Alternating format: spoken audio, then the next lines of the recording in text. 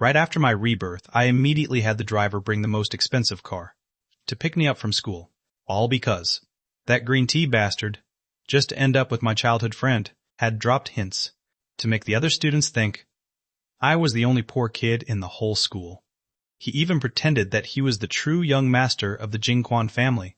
So, when he approached me once again after school and said that if I didn't have a ride, I could head back in his family's luxury car, a limited edition global Rolls-Royce, pulled up right at the school gate. Amidst the gasps of awe from the crowd, the driver got out of the car and walked straight up to me. He spoke respectfully. "Young master, the master sent me to take you home." "Understood." Seeing that the car was mine, the other male students were completely stunned. "Ethan!" How could it be Ethan? What exactly is Ethan's background? How could his family possibly drive such a ridiculously luxury car? Tyler, you're close with Ethan. Do you know what his family situation actually is? At this moment, Tyler Evans only felt a burning pain spreading across half his face, as if someone had just slapped him invisibly and brutally across the face. A global, limited edition Rolls-Royce. How much money would it even take to afford one? Tyler clenched his fists in secret. By now, I had already gotten into the car. Catching a glimpse in the rearview mirror, I saw Tyler's dad driving the Evans family Porsche to pick Tyler up. But with my car serving as the appetizer just now, this Porsche didn't even stand a chance. Seeing how out of character I was acting, the driver couldn't help but ask, "Young master, didn't you always dislike keeping a high profile?" "I've changed my mind. Starting today, I want to be picked up and dropped off by car every single day. The higher the profile, the better. Ideally, a different car every day." Hearing my request, the driver was absolutely thrilled. "Young master, you should have done this long ago. I was the absolute treasure of the Wright family. Pampered by everyone in the household from a young age, they were afraid I'd break if held too tightly, or melt if left in the mouth.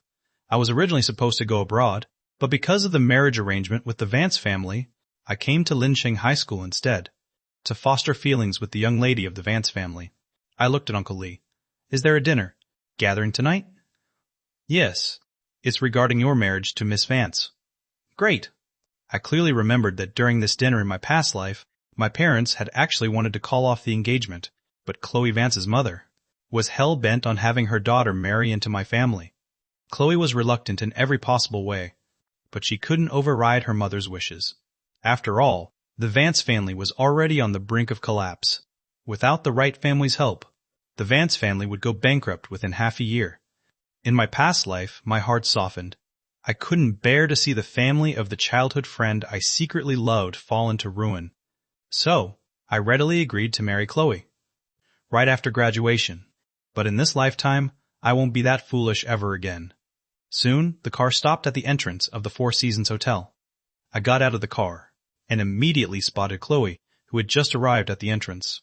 Outside the hotel, Chloe had deliberately waited around for me, only after seeing me walk toward her.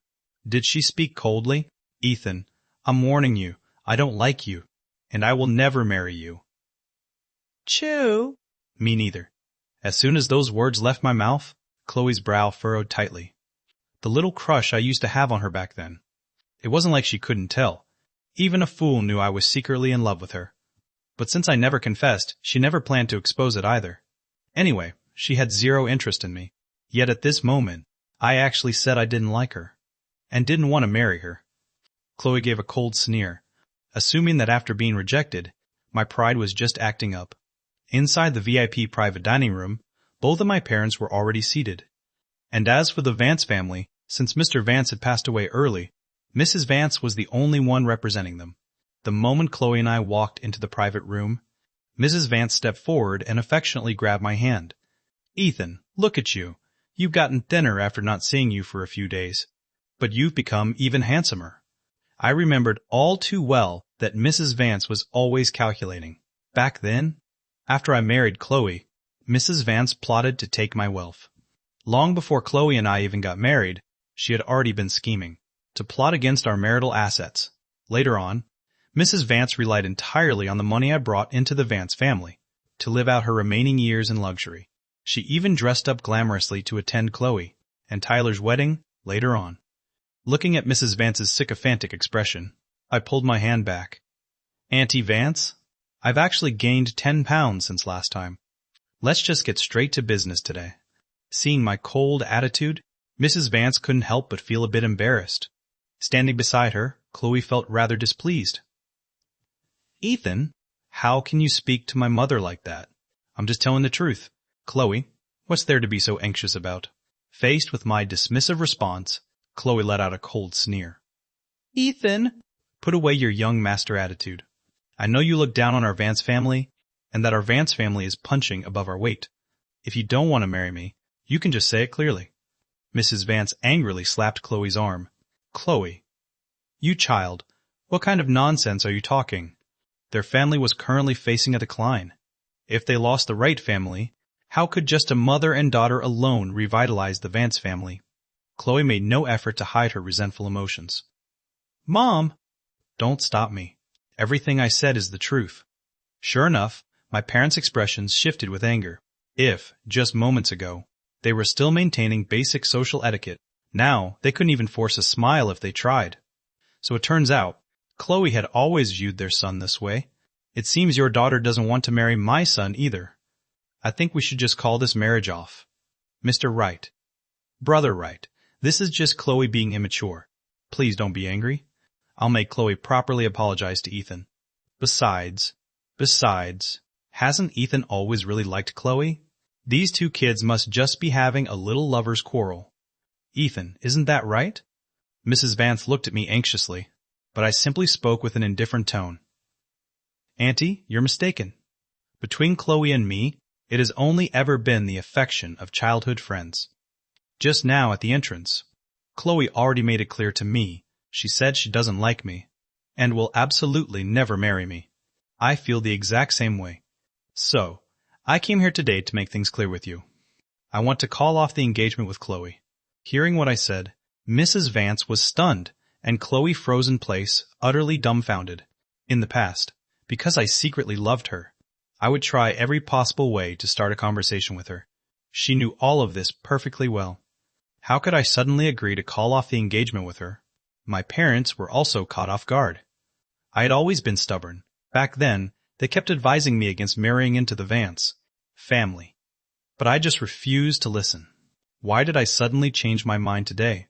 Auntie, we won't be staying for the meal. In the future, our two families should keep our distance. After saying that, I stood right up, walked over to my parents. Mom, Dad, let's go. Seeing my own parents, sitting right across from me, my eyes grew a bit red. In my past life, it was entirely because of my stubbornness that our Wright family ended up being ruined by Chloe's later retaliation. To put it bluntly, Chloe was nothing but an ungrateful wolf. In our past life, my parents helped the Vance family so much. Yet later, once the Vance family became dominant, and Chloe gained full power and status, the very first target she squeezed out was the Wright family's business.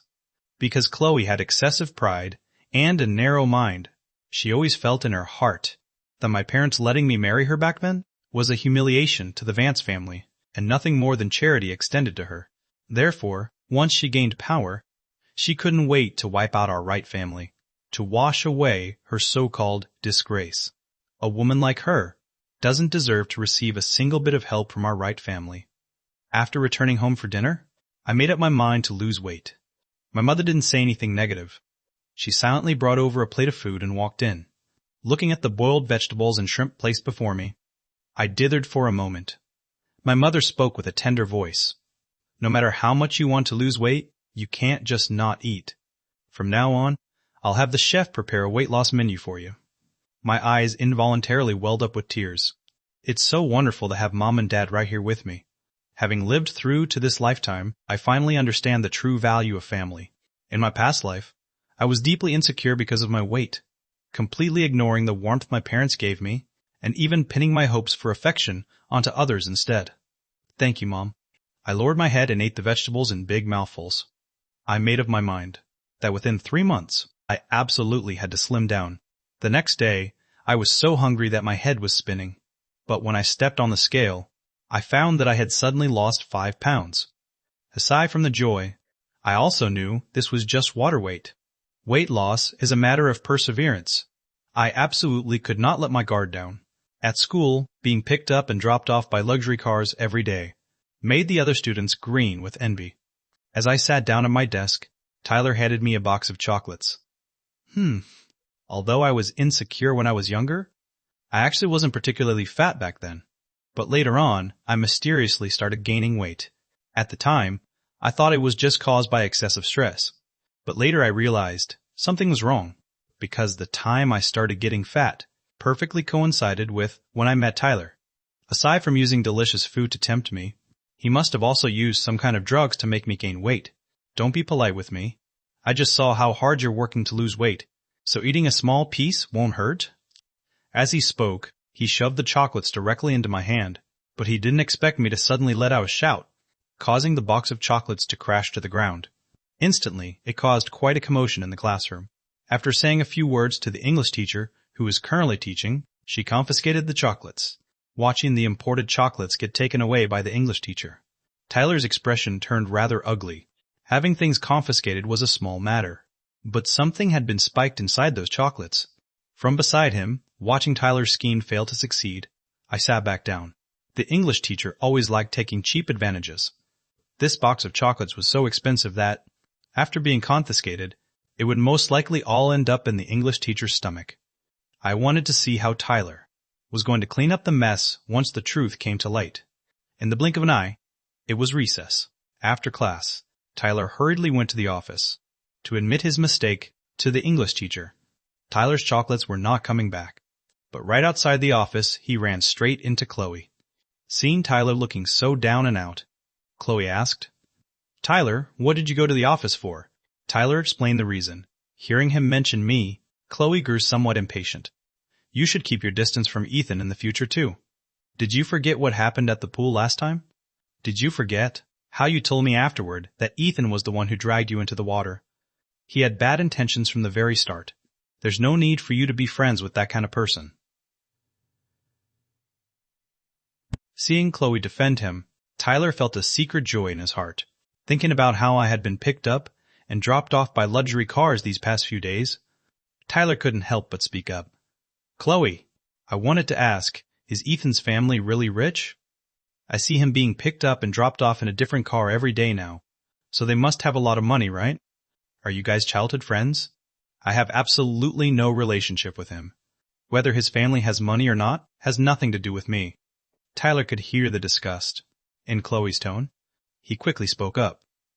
"I'm sorry, I just asked casually." Seeing Tyler's flustered expression, Chloe realized her attitude just now had been too harsh. She spoke up to comfort him. All right. I know you're worried that I'll like him. You can rest assured, the person I like is you. I will never fall for an ugly freak like Ethan." Hearing this, the tips of Tyler's ears turned red. "Chloe?" Just as Chloe threw herself into Tyler's arms, Tyler suddenly spotted someone standing behind Chloe. Me. I had just walked up the stairs from downstairs and witnessed such a mind-blowing scene. Flustered, Tyler pushed Chloe away. "Ethan, don't misunderstand. Just now, I was only hearing that I had arrived." Chloe simply leaned straight back into Tyler's arms. "There is no misunderstanding. We like each other. Tyler is my boyfriend now." Chloe looked at me with a cold sneer, desperately wanting to see an expression of heartbreak and regret surface in my eyes. After all, I used to secretly love her, following her around like a lost puppy, and even desperately losing weight for her sake. She wanted me to know that refusing to marry her was the most regrettable thing I had ever done. Just as Chloe was waiting to see my look of regret, I pointed at the two of them expressionlessly and spoke to the dean of students, who just happened to be coming upstairs on patrol. "Dean, Chloe and Tyler are dating." Seeing the dean of students walking toward them, Tyler pushed Chloe away almost instantly. After seeing Tyler and Chloe, these two supposed model students, hugging each other, the dean's expression instantly turned stern. "You two, follow me to the office." Chloe and Tyler were taken away by the dean. Before leaving, Chloe gave me a vicious glare. I was completely indifferent to Chloe's childish behavior just now. The current, Chloe, could not cause me any harm at all. After class, Tyler returned to the classroom utterly dejected. The other students gathered around Tyler, asking him what had happened, but Tyler only stared at me with resentment and anger. Inside the classroom, Chloe rushed in furiously and grabbed my arm. "Get over here." Chloe's grip was very strong, practically dragging me out. Just as I was thinking about how to make Chloe embarrass herself a second time, a fair arm suddenly extended in front of my eyes and pinned down Chloe's hand. "Let go." This voice sounded so familiar, as if I had heard it right when I was reborn. Seeing that the person who came was Natalie Vance, Chloe snapped, "You? You want to stick up for Ethan too?" Chloe tried to shake off Natalie's hand, but Natalie stood there completely motionless, making it impossible for Chloe to break free without even exerting much effort. Seeing that she couldn't even shake off Natalie, Chloe's face turned sullen. Out of the corner of her eye, she noticed Tyler sitting on a chair not far away. Naturally, Chloe could not bear looking so pathetic in front of the boy she liked. Catching her opponent off guard, she launched a kick straight at Natalie. Natalie was caught unprepared, losing her balance and slamming into the desk behind her. I immediately shouted out toward the hallway, "Teacher! Chloe is hitting people!" "Ethan, shut the hell up." Chloe's expression turned ugly, but it was already too late. Hearing the noise, the homeroom teacher walked over and saw Natalie clutching her lower abdomen, her face completely pale, while Chloe was still pointing at my nose with a furious expression. The homeroom teacher was at the end of her rope. "Chloe, how many times are you going to cause a scene in one day? That's enough. Have your parents come to school after classes today." Soon, Chloe was taken away by the homeroom teacher. I turned to look at the pale-faced Natalie. "I'll take you to the infirmary." Without waiting for Natalie to agree, I picked her up in my arms. Natalie froze, staring at my profile in a bit of a daze. This quickly caused an uproar among the surrounding classmates. Seeing the others making a fuss, Natalie furrowed her brows, her gaze turning cold and sharp, sending a shiver down the spines of everyone in the class. No one dared to make a sound anymore. Natalie no longer wanted me to carry her either. She took my wrist and led the way out of the classroom. Staring at the hand Natalie was using to pull me, I was a bit stunned. I could clearly see that Natalie's ears were slightly red. Thinking back to my rebirth, when I seemed to have been pulled out of the water by someone who gave me CPR. I spoke up as if possessed. "Natalie, that day, at the pool, the person who gave me CPR was you, right?" As soon as the words left my mouth, even I was startled. Natalie, on the other hand, reacted as if she had been hit by an electric shock. She withdrew the hand she was using to pull me. "Sorry, I didn't mean to." "I didn't say you meant to. I just wanted to thank you." Natalie didn't say anything, but instead walked toward the infirmary. Inside the infirmary, the doctor took a look at Natalie's injury. "It's nothing major. Just apply some safflower oil. A bottle is $80. You can just pay direct at the counter." Hearing this, Natalie pursed her lips. No need. After saying that, she turned around and left the infirmary. I hurriedly followed right behind Natalie. Natalie had no intention of waiting for me. As I anxiously chased after her, my foot slipped. Seeing that I was about to fall, Natalie suddenly reached out and steadied my arm. Did you hurt yourself anywhere?" I shook my head, pulled a bottle of safflower oil out of my pocket, and shoved the safflower oil into Natalie's hand. "I can see your injury isn't severe. I've been applying this a lot lately. You can give it a try." Looking at the safflower oil in her hand, Natalie went silent for a moment. I knew perfectly well that Natalie was an illegitimate daughter. In the Vance family, she was constantly bullied by Mrs. Vance and Chloe. Now that the Vance family was in financial trouble, it was even more impossible for Mrs. Vance to give Natalie any money. Natalie pushed the safflower oil back to me. "Thank you." But no thanks. Taking Natalie's pride into consideration, I'm not giving you this safflower oil for free. There's compensation involved. Hearing about compensation, Natalie paused her footsteps. "I know you're short on cash in the Vance family. Plus, you saved me. I'm planning to make a deal with you." "What deal?" "You know I'm trying to lose weight. If you help me lose weight, how about I give you $500 a month?" Hearing this, Natalie frowned. "I'm not worth that much." "Of course, I'll only pay you if there are actual results." I pulled a few red $100 bills out of my pocket and placed them in Natalie's hand along with the safflower oil. "This is your reward for this week. Consider it Ethan's thank you gift to you." Every day during lunch break and afternoon recess exercises. You wait for me. Before waiting for Natalie to agree, the class bell had already rung. I pulled Natalie and started walking toward the classroom. Hurry, class is starting. By the time I returned to Class A, I found that the teacher hadn't arrived yet, but as for my desk and chair, they had been pushed over by someone at some point, and my books, and everything inside my backpack were scattered all over the floor. Seeing this scene, my eyes darkened. Meanwhile, inside the classroom, everyone was looking at me. Show yourselves, who did this? As soon as the words left my mouth, not a single person around me responded. Kevin Joe spoke up with a haughty air, who knows? Maybe it was blown over by the wind, but then again, some snitches deserve to be punished. Looking at Kevin's attitude, I knew it must have been his doing. Because Kevin had always sided with Tyler, I let out a cold laugh, walked straight forward, and forcefully flipped Kevin's desk over. Kevin jumped up from his chair in fright. Ethan, are you insane? Finally, I kicked down Kevin's chair. Instantly, Kevin's screams echoed through the classroom. I glared at him. Shut the hell up. I'm warning you all. If you don't want your parents to be called in one by one, then don't touch the things in my desk. I, Ethan Wright, am not someone to be messed with. Tyler stood up, acting as if he were taking the moral high ground. Ethan, you're going too far. We're all classmates. How can you bully your classmate like this? Shut up. You're the one who broke the rules by secretly dating. Yet you put on this pathetic act and let your friends stick their necks out for you. If I report today's matter to the teacher, they'll end up getting a demerit because of you. Is that how you treat your friends? Tyler's face instantly turned ugly. My piece of moral kidnapping had pinned him directly to the pillar of shame. Seeing Tyler speechless, Kevin stood in front of him once again to defend him. Ethan? Stop talking total nonsense. We just didn't like the sight of you. It has absolutely nothing to do with Tyler. Oh, really? Then you're admitting that you pushed my desk over. Today you dare to push my desk over, and tomorrow you'll dare to cause me physical harm. I think I shouldn't just call the teacher. I should call the police too.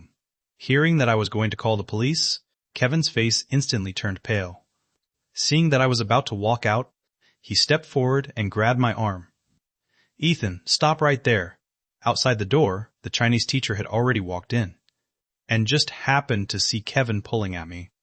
Ethan, look at this. With this pull from Kevin, he dragged me right into the desk that was knocked over on the side. Seeing me fall, the Chinese teacher hurried forward to help me up. Ethan, are you all right? With a pale face, I shook my head. Teacher, I'm fine. What on earth is going on here? Why is the classroom a total mess like this? Kevin and the others stood to the side, their entire bodies stiff. They didn't dare to speak, only staring tensely at me, waiting for my answer. I glanced at Kevin and his crew, knowing that my goal had already been achieved. We just had a little misunderstanding during recess, but we've already settled it, right? Hearing that I actually didn't report them, Kevin and the others were completely stunned. The Chinese teacher obviously didn't believe it, but she still helped me up anyway. It's fine as long as the little misunderstanding is resolved. Don't let me find out that someone is taking deliberate revenge. As she spoke, the Chinese teacher actually looked toward Tyler.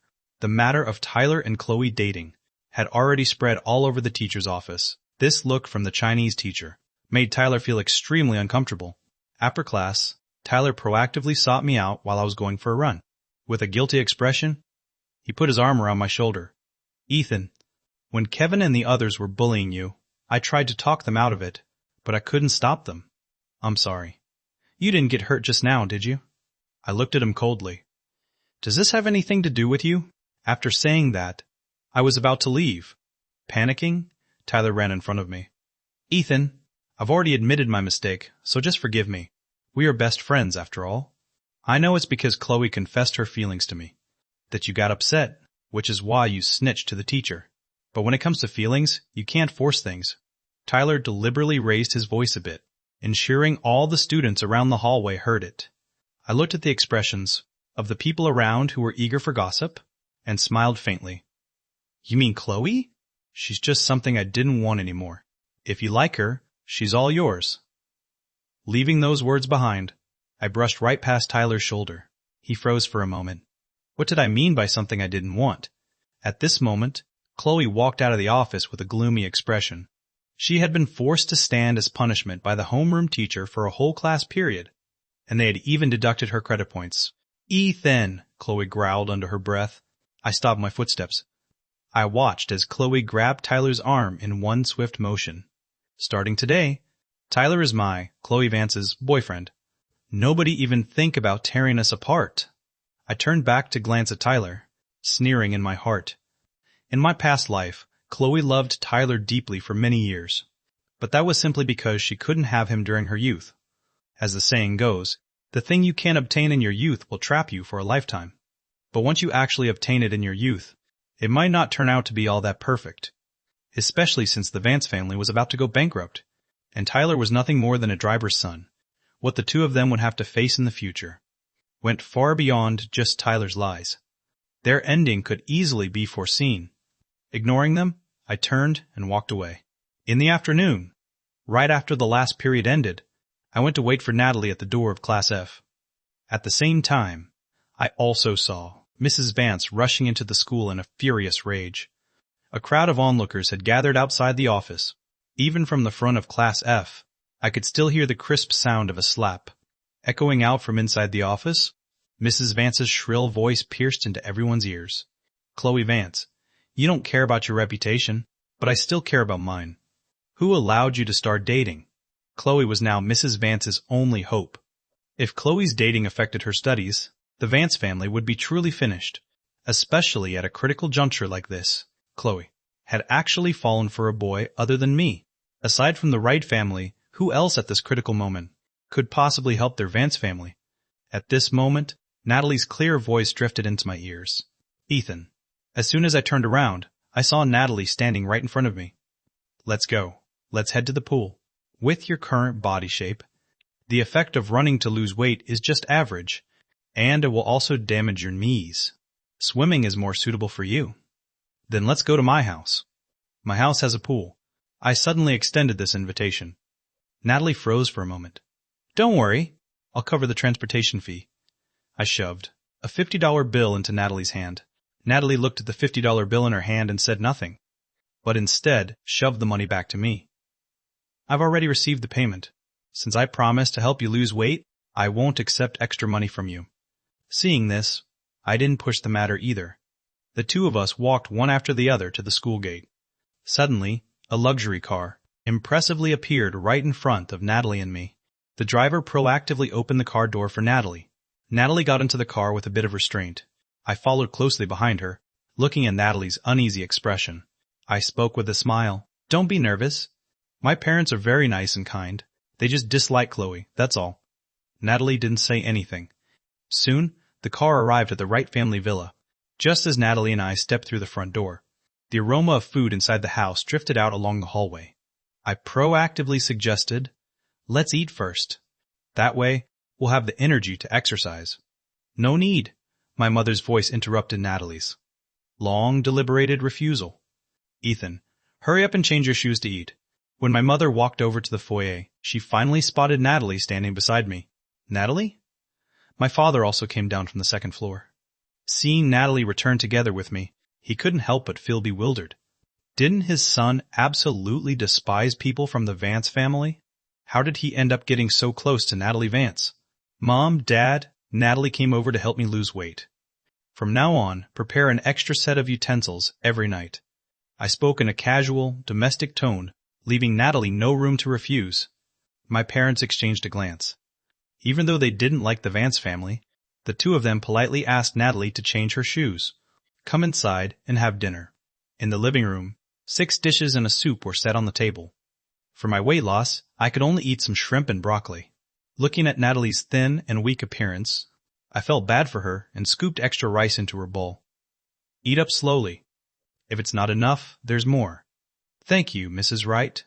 After Natalie finished every single grain of rice, she silently moved to wash the dishes. Seeing this, I immediately put down the chopsticks in my hand and spoke to Nanny Wu in the kitchen. "Nanny Wu, the dishes." Nanny Wu stepped forward and took the dishes right out of Natalie's hands. "Second, Miss Vance, you can just leave this to me." Natalie opened her mouth, but before she could say what she wanted, it was too late. I pulled Natalie along to the backyard pool.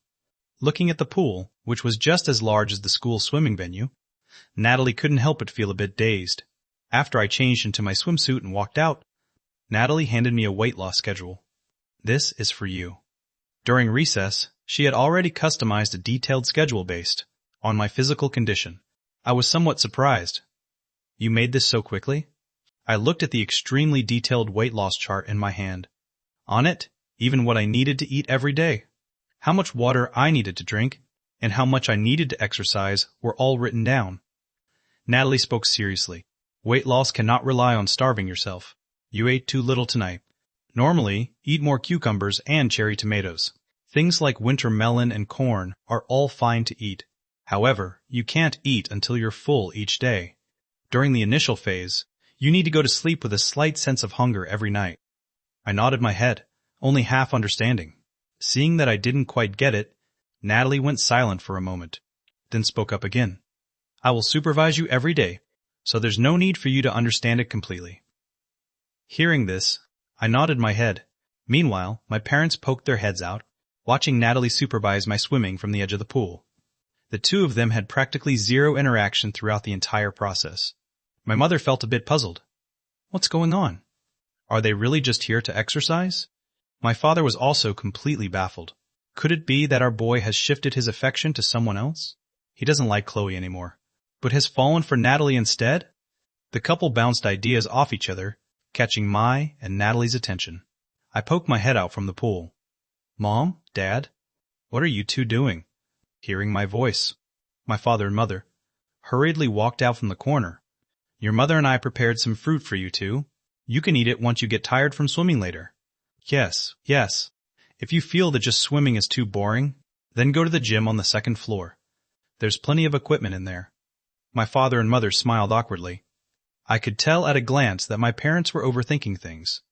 I climbed out of the pool and took the fruit from my mom's hand. Thanks, Mom. You guys should head back inside. Stop watching. I nudged my parents to make them walk away. Afterward, I looked at Natalie. Let's continue, shall we? I pretended to nonchalantly resume swimming, but in reality, I felt a bit embarrassed. Sure enough, when I poked my head back out of the water, I locked eyes with Natalie's deep and intense gaze. I let out a couple of awkward laughs. Eat some fruit, and then buried my head back into the water. Natalie didn't say anything, but the tips of her ears turned slightly red. For 7 consecutive days, Natalie and I went home together after school. However, nobody really noticed, because all the attention of the students at school was entirely focused on Chloe and Tyler. After their parents were called in that day, Chloe had a massive falling out with her family for Tyler's sake, even threatening to give up her status as the Vance family's heir, which almost sent Mrs. Vance to the hospital out of pure rage. The school teachers also found themselves completely helpless against Chloe and Tyler. On this particular day, right after arriving at school, a student suddenly came rushing in, shouting in a panic, "Oh no, something happened." Hearing these words, the first person I thought of was the English teacher. 7 days had already passed. The problem should have manifested by now. Clearly, the other students had no idea what had happened. However, just to join in on the drama, everyone collectively rushed toward the academic building. From inside the office came the English teacher's shrill voice. "Mr. Wang, you must give me an explanation today." The homeroom teacher was also completely helpless. He didn't know what had happened either, so he could only have a student call Tyler over first. When Tyler was called into the office, the English teacher's sharp, furious glare instantly swept over to him. "Tyler Evans, get over here." She dragged Tyler right in front of the homeroom teacher and interrogated him. "What exactly did you put inside those chocolates?" The English teacher originally had a slender figure, but in a mere week's time, her body shape had noticeably ballooned before everyone's eyes. With a deathly pale face, Tyler stuttered, "I don't know, I didn't." Seeing Tyler's terrified appearance, the homeroom teacher immediately showed favoritism. "Ms. Liu, you gained weight on your own, so how can you blame my student? Could my student possibly drug you to harm you? I've been losing weight these past few days. Aside from eating that box of chocolates every day, I only drank tea. How could I possibly gain 15 pounds in one single week?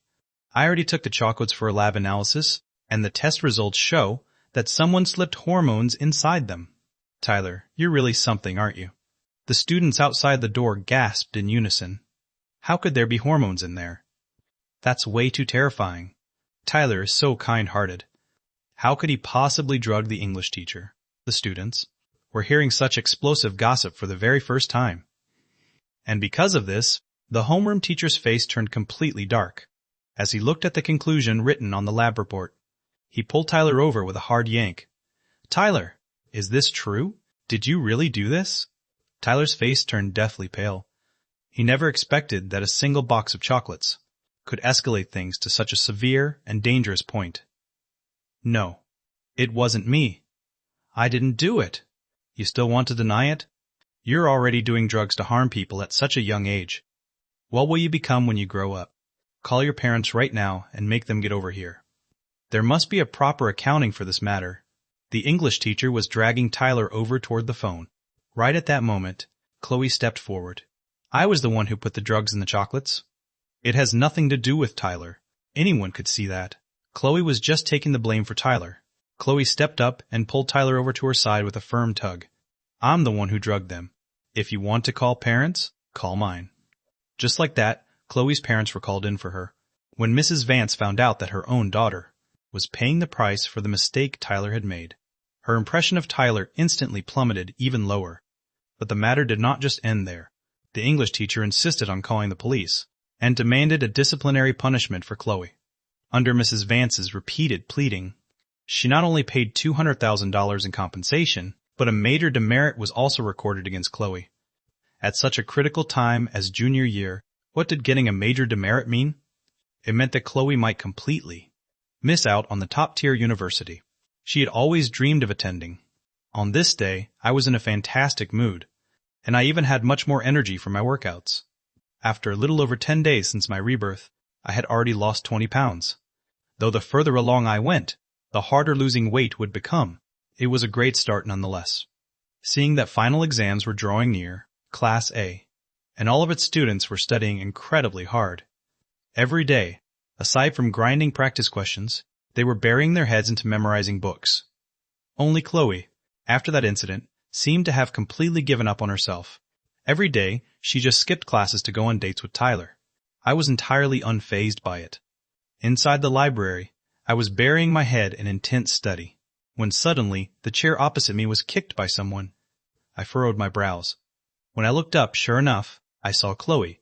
I spoke with deep impatience. What do you want?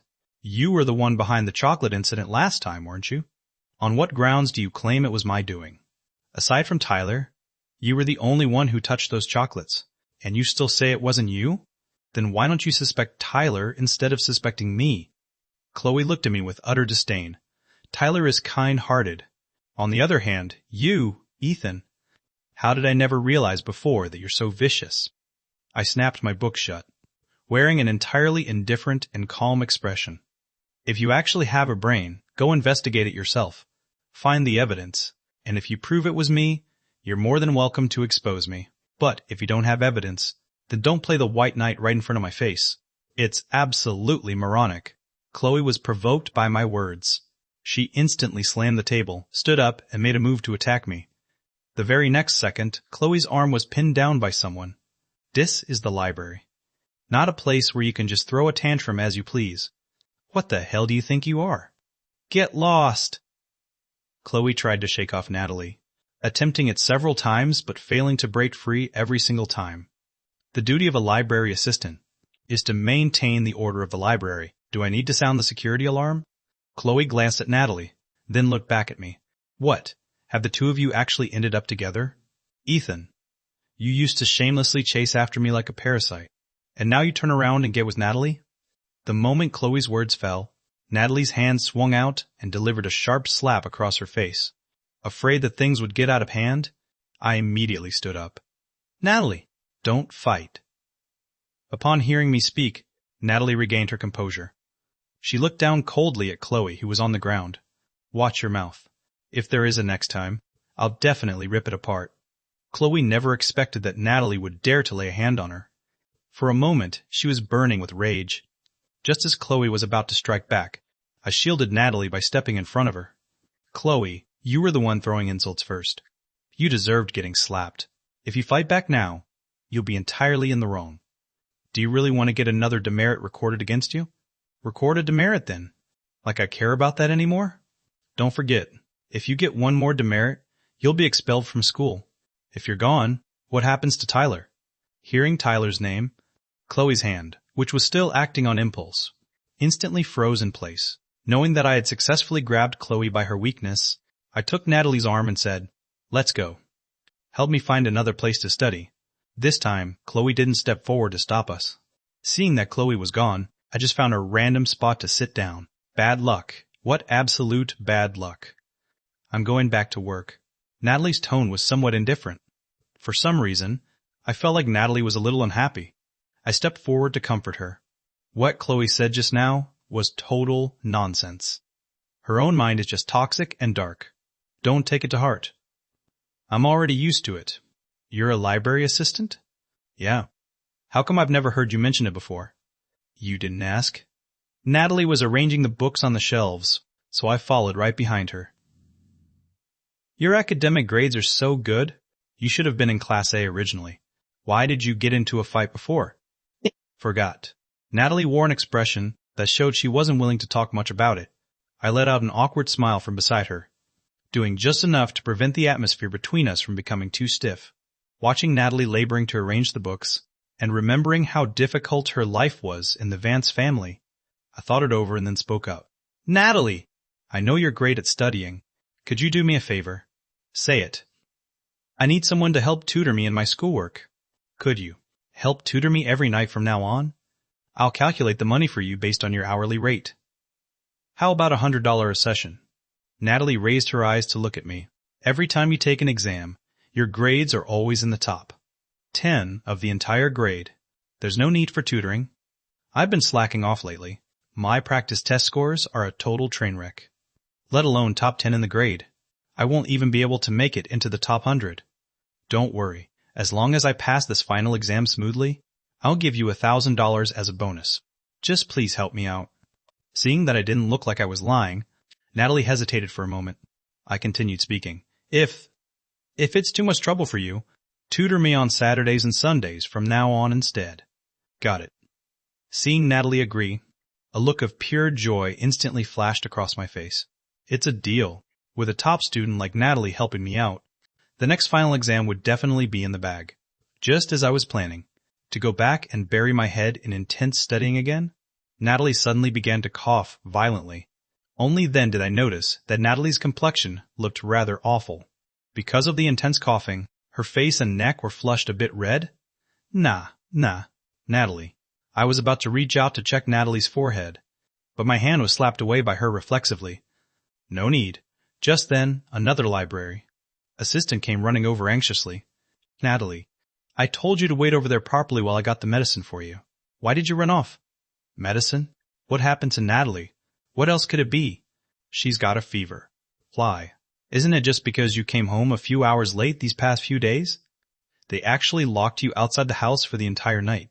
It'd be a miracle if you didn't catch a fever after several days of that. Cheryl, Natalie's sudden sharp reprimand, made Cheryl shut her mouth obediently. I froze. During this past period of time, in order to help me lose weight, Natalie was always busy until 8 or 9 o'clock before heading home. The Wright villa and the Vance house were 2 kilometers apart, yet she always insisted on making her own way back, and refused to let the Wright family's car drop her off.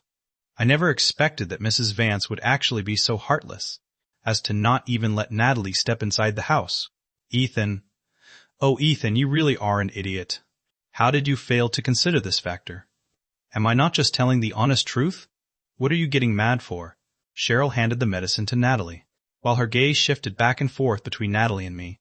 Sensing that the atmosphere between the two of us felt a bit unusual, I'll go get some water for you. You two take your time chatting. Cheryl ran away right after saying that. Looking at Natalie's pale face, I had a look of deep worry. Auntie Vance treated you like that. So why? Why didn't you tell me? This has nothing to do with you. How could it possibly have nothing to do with me? If it weren't because I kept you around to help me lose weight, you wouldn't have been kicked out of the house by Auntie Vance. This was my own choice, and you paid me for it. In short, My business has nothing to do with you, and I don't need you to look after me. After saying that, she turned around and left. Looking at Natalie's departing back, a wave of guilt rushed into my heart. I foolishly thought that by paying Natalie to help me lose weight, I could not only form a good relationship with her, but also help improve her life. I never expected that this would only cause her far more trouble. In the evening, I returned home. Seeing that I was the only one who came back, my mother, who had prepared 5 sets of utensils, was taken aback. "Ethan, how come you're alone? Where is Natalie? She's sick." "Sick? What happened? Did she get too exhausted from accompanying you during workouts?" "She's been tutoring me these past few days, and heading back very late, so Auntie Vance locked her outside the door, and that's why she caught a fever." As soon as I finished speaking, my father also walked out from the living room. "Mom, Dad, I want to ask you for a favor." Hearing this, my parents exchanged a glance. The sky grew dark. Dragging her heavy body, Natalie walked up to the entrance of the Vance house, where she ran right into Chloe and Mrs. Vance, who were sitting inside their luxury car. Mrs. Vance had clearly just brought Chloe back from the hospital. On Chloe's face, the injury from earlier today was still vividly visible. "Mom, Natalie is the one who beat me up." Mrs. Vance glared at Natalie. "Well, aren't you something, Natalie Vance? I raised you out of the kindness of my heart, only for you to beat up my daughter? How can you be so vicious? You're nothing but an ungrateful wolf that can never be tamed."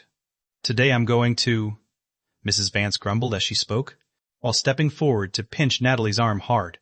"You hit my daughter, and you still have the nerve to come back? Move. Follow me to the police station. This matter isn't over yet." Natalie's brow furrowed slightly. She forcefully shook off Mrs. Vance's grip, but that only earned her a sharp slap across the face from Mrs. Vance. "You've gone completely wild. You actually dare to fight back?" Natalie's cheek was scratched by Mrs. Vance's fingernails as she struck, leaving several bloody scratches clearly visible. Right at that moment, the beam of a car's headlights shone directly onto the 3 of them. My parents and I stepped down from our car, and immediately after, 2 more cars pulled up right beside us. The Wright family's bodyguards and lawyers all stepped out. Mrs. Vance had never seen such a massive display before, so she stood frozen in place for a moment, completely dazed. "Brother Wright, sister-in-law Wright, you guys." My mother ran over to Natalie and helped support her. "Don't call me that." Looking at the bloody scratches on Natalie's face, my mother spoke up in a furious voice. "Mrs. Vance? Aren't you being way too heartless?" Mrs. Vance could no longer force a smile. "Brother Wright, sister-in-law Wright, it's because this child laid a hand on Chloe at school. I was just acting out of anger and teaching her a quick lesson." My mother glared at Mrs. Vance. "Just acting out of anger and teaching her a quick lesson? You locking Natalie outside your door before, and leaving this child to freeze outside all night. Was that also just acting out of anger and teaching her a quick lesson? I think you're completely unfit to continue raising Natalie. Why don't you let us raise Natalie instead?" "What? What?" Before Mrs. Vance could even react, the lawyer had already stepped forward and handed the documents in his hand over to Mrs. Vance. "Mrs. Vance, your actions have already broken the law. If you don't want us to sue you, I advise you to just obediently hand her over to us." Mrs. Vance was stunned. "Mom, if they want to raise her, let them have her. It even saves our household a portion of food." Looking at the documents in front of her, Mrs. Vance was nowhere near as brainless as Chloe. "What benefits do I get if I let you raise this child? After all, she is still my husband's bloodline from the outside. I can't just hand her over to you guys, for absolutely no rhyme or reason, right?"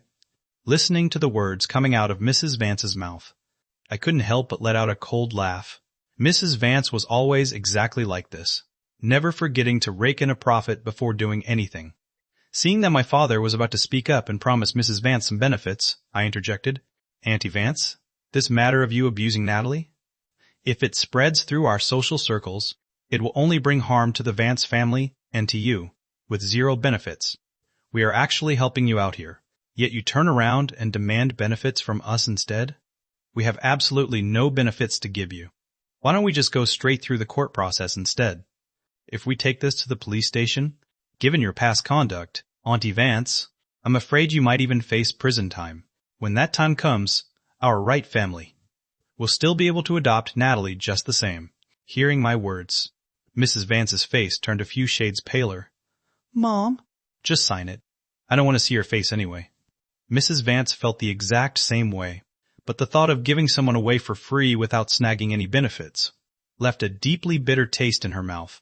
Seeing how Mrs. Vance was hesitating and indecisive, I spoke up. Mom, Dad, let's stop playing the good guys here. We wanted to help her out, out of respect for our past relationship, but since she's unwilling herself, then let's just go straight to the police station. There's no need to waste time here. Seeing that I really turned around and was about to get into the car, Mrs. Vance panicked instantly. I'll sign. Mrs. Vance hurriedly grabbed the pen, and without even waiting to read the contents of the document clearly, she signed her name right on the paper. Standing not far away, I saw this scene, and slightly hooked up the corners of my lips. Take her away then. But whatever you do not call the police. My mother didn't even bother to acknowledge the woman. She helped support Natalie as they got into the car. Seeing that Natalie was burning with a severe fever, and had just taken a heavy slap from Mrs. Vance, she had now fallen into a semi-conscious state. I said with deep concern, Mom, Natalie's fever is way too high. We should rush her to the hospital first. Right. To the hospital. Leo, hurry up and drive to the hospital. Late at night, inside the hospital ward, my mother and father went ahead to handle the hospitalization procedures first. I stayed behind, keeping watch right by Natalie's hospital bed. Natalie's fever had already spiked to 102 degrees. That slap she took was anything but light. Not only was her face swollen and red, but 3 distinct bloody scratches had also appeared. Only after the doctor gave her some basic treatment did that half of her face finally start to look a bit better. Ah, W asked. In her hazy and semi-conscious state, Natalie suddenly reached out and gripped a well-defined hand. This hand felt cool and comfortable, seemingly dispelling the burning heat inside her body. Abruptly, Natalie snapped her eyes open. I was caught off guard and startled by her sudden awakening. You're awake? Seeing that Natalie didn't say anything, I reached out and touched her forehead. Finding that it was still burning hot, your fever is really high. You're in the hospital right now. My parents just went to handle the admission paperwork for you. First thing tomorrow morning, we can go home. Hearing the word home, Natalie's eyes dimmed a bit. I continued speaking. Back to my house. You never have to go back to the Vance house ever again. Hearing this, Natalie froze. Clearly, she was utterly muddled from the fever right now, and her consciousness wasn't fully lucid yet. Regarding what had just transpired outside the Vance house entrance, she had absolutely no memory of it. At this moment, my parents walked into the ward. Seeing that Natalie was awake, my mother stepped forward and spoke with a tender voice. Natalie, rest up properly here in the hospital. First thing tomorrow morning, your Uncle Wright and I will take you home. I've already requested a leave of absence from school for you. You can go back to classes once you're fully recovered. Natalie's eyes turned a bit red. Thank you, Auntie. It's nothing. From now on, we are a family. My mother gently patted Natalie's head. Mom, Dad, you two head back first. It's fine with just me staying here. Tomorrow morning, I can head straight to school on the way. My mother glanced at me, then looked back at the frail Natalie. She probably also felt that. Leaving Natalie all by herself in the ward wasn't quite right, so she agreed to it. My father felt a bit worried. How about I hire a caregiver to accompany you? No need, Dad.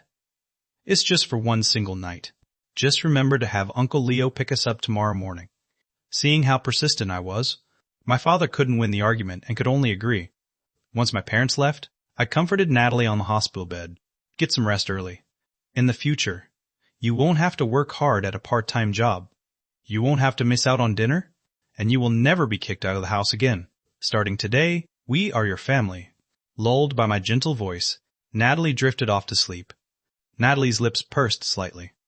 It was a peaceful night of sleep. In the morning, my father had the driver come early to pick Natalie up and bring her to our house. The central hospital wasn't far from Lincheng High School, so I simply walked to school. As luck would have it, Chloe had the Vance family driver pick up Tyler on the way to school today. The scene of the two of them walking hand in hand fell right into my eyes. I originally wanted to pretend I didn't see them, but Tyler proactively spoke up. Ethan, why are you walking to school today? Holding Chloe's hand, Tyler walked up to me, as if he were deliberately showing off. Ethan, it looks pretty exhausting for you to walk to school. Anyway, you probably don't live that far away. In the future, Chloe. Can pick us up together on the way to school. No thanks. My house and Chloe's house aren't on the same way. I didn't care to bicker with the two of them. But just as I was about to leave, Chloe called out to stop me. Ethan. Tyler's just being kind. What's with your attitude? He's being kind, but I don't accept his kindness, all right? I brushed straight past the two of them. Tyler's aggrieved voice echoed from behind. I really was just trying to be kind. Did Ethan misunderstand me? I should go over and explain it clearly to him. You're my, Chloe Vance's, boyfriend. You don't need to explain anything to anyone. But after all, I'm the one who snatched the person Ethan likes. Tyler, you're just way too kind-hearted. For a vicious man like Ethan, you don't need to feel guilty toward him at all. Listening to the dialogue between Chloe and Tyler, I only felt completely disgusted to the extreme. Finally, I stopped my footsteps, turned back, and walked straight up to the two of them again. Under the watchful eyes of the crowd, I pulled the water bottle out of my backpack and splashed the water directly onto Tyler's face. Seeing Tyler being bullied, Chloe instantly yelled out in fury, Ethan, what do you think you're doing? Now you don't have to feel guilty anymore. After saying that, I turned around and walked away. Chloe originally wanted to lash out, but the security guard at the school gate happened to walk out right then. The incident of me splashing water on Tyler at the school gate instantly became a hot topic throughout the school. Even the way my classmates looked at me in the classroom carried a few hints of abnormality. However, with final exams drawing near, nobody wanted to cause trouble. The coursework for junior year was already heavy enough, so this matter was, ultimately, treated by everyone as a fun piece of gossip for recess. There were only 3 days left before the finals. During lunch break, the atmosphere in the classroom was incredibly tense. Ever since Natalie moved into the right house, her mental state had become exceptionally good. Even her academic performance on monthly tests was remarkably outstanding. In the past, Natalie was already in the top 5 of the entire grade, but now she was firmly seated in the number 1 spot. With Natalie's help, my grades had also stabilized within the top 10 of the grade. In the classroom, rumors about the Vance family kept spreading. The news that the Vance family was on the verge of bankruptcy could no longer be hidden. Have you guys heard? The Vance family is about to go bankrupt. You're talking nonsense, right? How could the Vance family possibly go bankrupt? The Vance family is a prominent household here in Linchang. It's true, I heard my dad say, that before Chloe's dad died, he racked up a lot of external debt. The Vance family business has been struggling, so they actually ran out of money a long time ago. At this moment, Tyler happened to walk into the classroom. Lately, he and Chloe had been constantly slipping out of the school gate. Dating and skipping classes had already become a regular routine for them. Hey! Seeing Tyler enter the classroom, Kevin immediately stepped forward to gossip. Tyler, did you know Miss Vance's family is about to go bankrupt? Bankrupt? Stop playing around. Chloe just took me to a dealership to look at cars. She said when I turn 18 next year, she's going to buy me a Mercedes. If they were about to go bankrupt, could she just casually give me a car? That's what I thought. How could a massive family business like the Vances go bankrupt? In no time at all, the surrounding people cast envious glances at Tyler again. Once they heard that Chloe was going to buy Tyler a car, they all started crowding around him. I felt like my ears couldn't get any peace. So I grabbed my test sheets and walked right out of the classroom door. Ethan has been picked up and dropped off by luxury cars lately. I have no idea where he got so much money to change into so many different luxury cars. Isn't he a low-income student? Could it be that his family is actually incredibly rich? Probably not. If he isn't the low-income student, then who is that low-income student in our grade? Hearing the others gossiping, Tyler was terrified that everyone would start suspecting him. He put on a calm front and spoke up. I heard that Ethan's dad is a driver for some wealthy family. Lately, his dad's boss went on a business trip, which is why he gets to be picked up in luxury cars. Oh, so that's how it is. I was wondering why Ethan used to walk to school, yet suddenly had luxury cars picking him up. Turns out his dad is using the boss's car to pick up his kid. And here I thought, Ethan was some kind of big shot. Turns out it was all a fake act.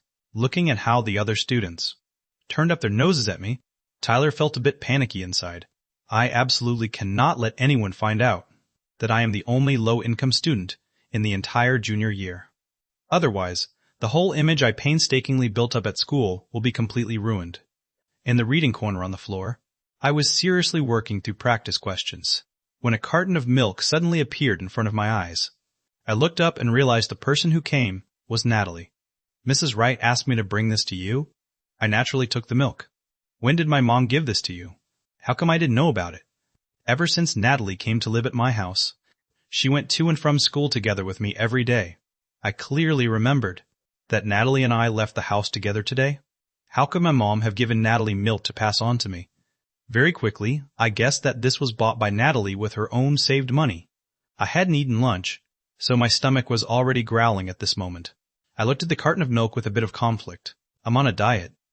Drinking milk for lunch isn't great, is it? Skim milk is fine to drink. Hearing this, I couldn't wait to shove the straw into the milk carton. The sweet, fragrant, milky taste made me feel deeply satisfied. "Natalie, your grades are so excellent. Why did you end up in Class F before? If you were in Class A, the two of us could study together during every recess."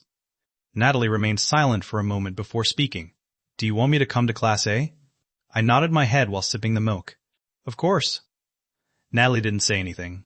Seeing that she went quiet, I thought she didn't want to return to Class A because she would have to face Chloe. I was just speaking casually. If you don't want to come back to Class A, then don't.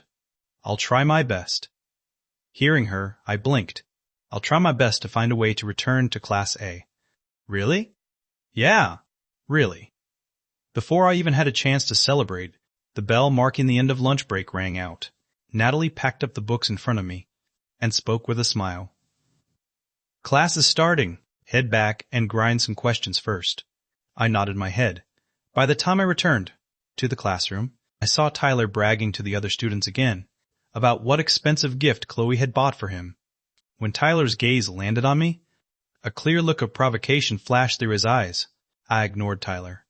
However proud he was right now, that was how much he would regret it in the future. Tyler was solely focused on dating Chloe. He hadn't studied much at all over the past month. It wasn't obvious on regular days, but once the final exams came around, Tyler would realize just how much coursework he had fallen behind on. In the blink of an eye, the final exams arrived 3 days later. Based on the results of the last monthly test, I was assigned to the same exam hall as Natalie, Chloe, and Tyler. This exam was a bit more difficult than the previous monthly tests. I handled it with absolute ease, completing my paper 20 minutes ahead of time. Tyler, however, was nowhere near in such a good state. After the exam was over, I saw that Tyler's face had gone completely pale. Previously, Tyler was considered the class heartthrob, and his academic grades had always been superior. So, the surrounding classmates were all willing to be friends with Tyler. At this moment, just like usual, everyone brought their own answers to compare test questions with Tyler. If it were any ordinary day, Tyler would patiently compare answers with everyone. But this time, Tyler got up very early. "I'm not feeling very well. I'm going to the restroom." Seeing that Tyler wasn't feeling well, Chloe anxiously stepped forward to ask about his condition. Looking at Tyler's behavior, I knew I had guessed right. On this particular final exam, Tyler had likely performed far from ideal. 3 days later, the final exam results were announced. Natalie shot straight to first place in the entire grade. Under Natalie's tutoring, I also ranked third in the grade. Meanwhile, Tyler, who originally ranked near the top, suddenly dropped well past the top 50 in the grade. Along with him, Chloe's ranking had also fallen back to 20th in the grade. At the podium, the homeroom teacher's gaze landed on Tyler, and her tone turned a few degrees colder. "Tyler Evans, have your parents come over before you leave at noon?" Hearing this, Tyler's face turned pale. "Teacher, my dad is usually very busy. He might not have time to come over." "Then what about your mother?" Seeing the homeroom teacher mention his mother, Tyler's expression looked even worse. Watching Tyler stay silent, the others had no idea what was going on, but I knew. Tyler and Tyler's mother had divorced long ago. It had always been Tyler's father, raising Tyler all by himself. But now, right in front of his classmates and teachers, Tyler naturally had no way to say that his parents were divorced. Seeing Tyler remain silent, the homeroom teacher felt somewhat helpless. "Tyler, with your grades dropping this much, your guardian also bears responsibility. No matter whether your parent is busy or not, they must come over at noon.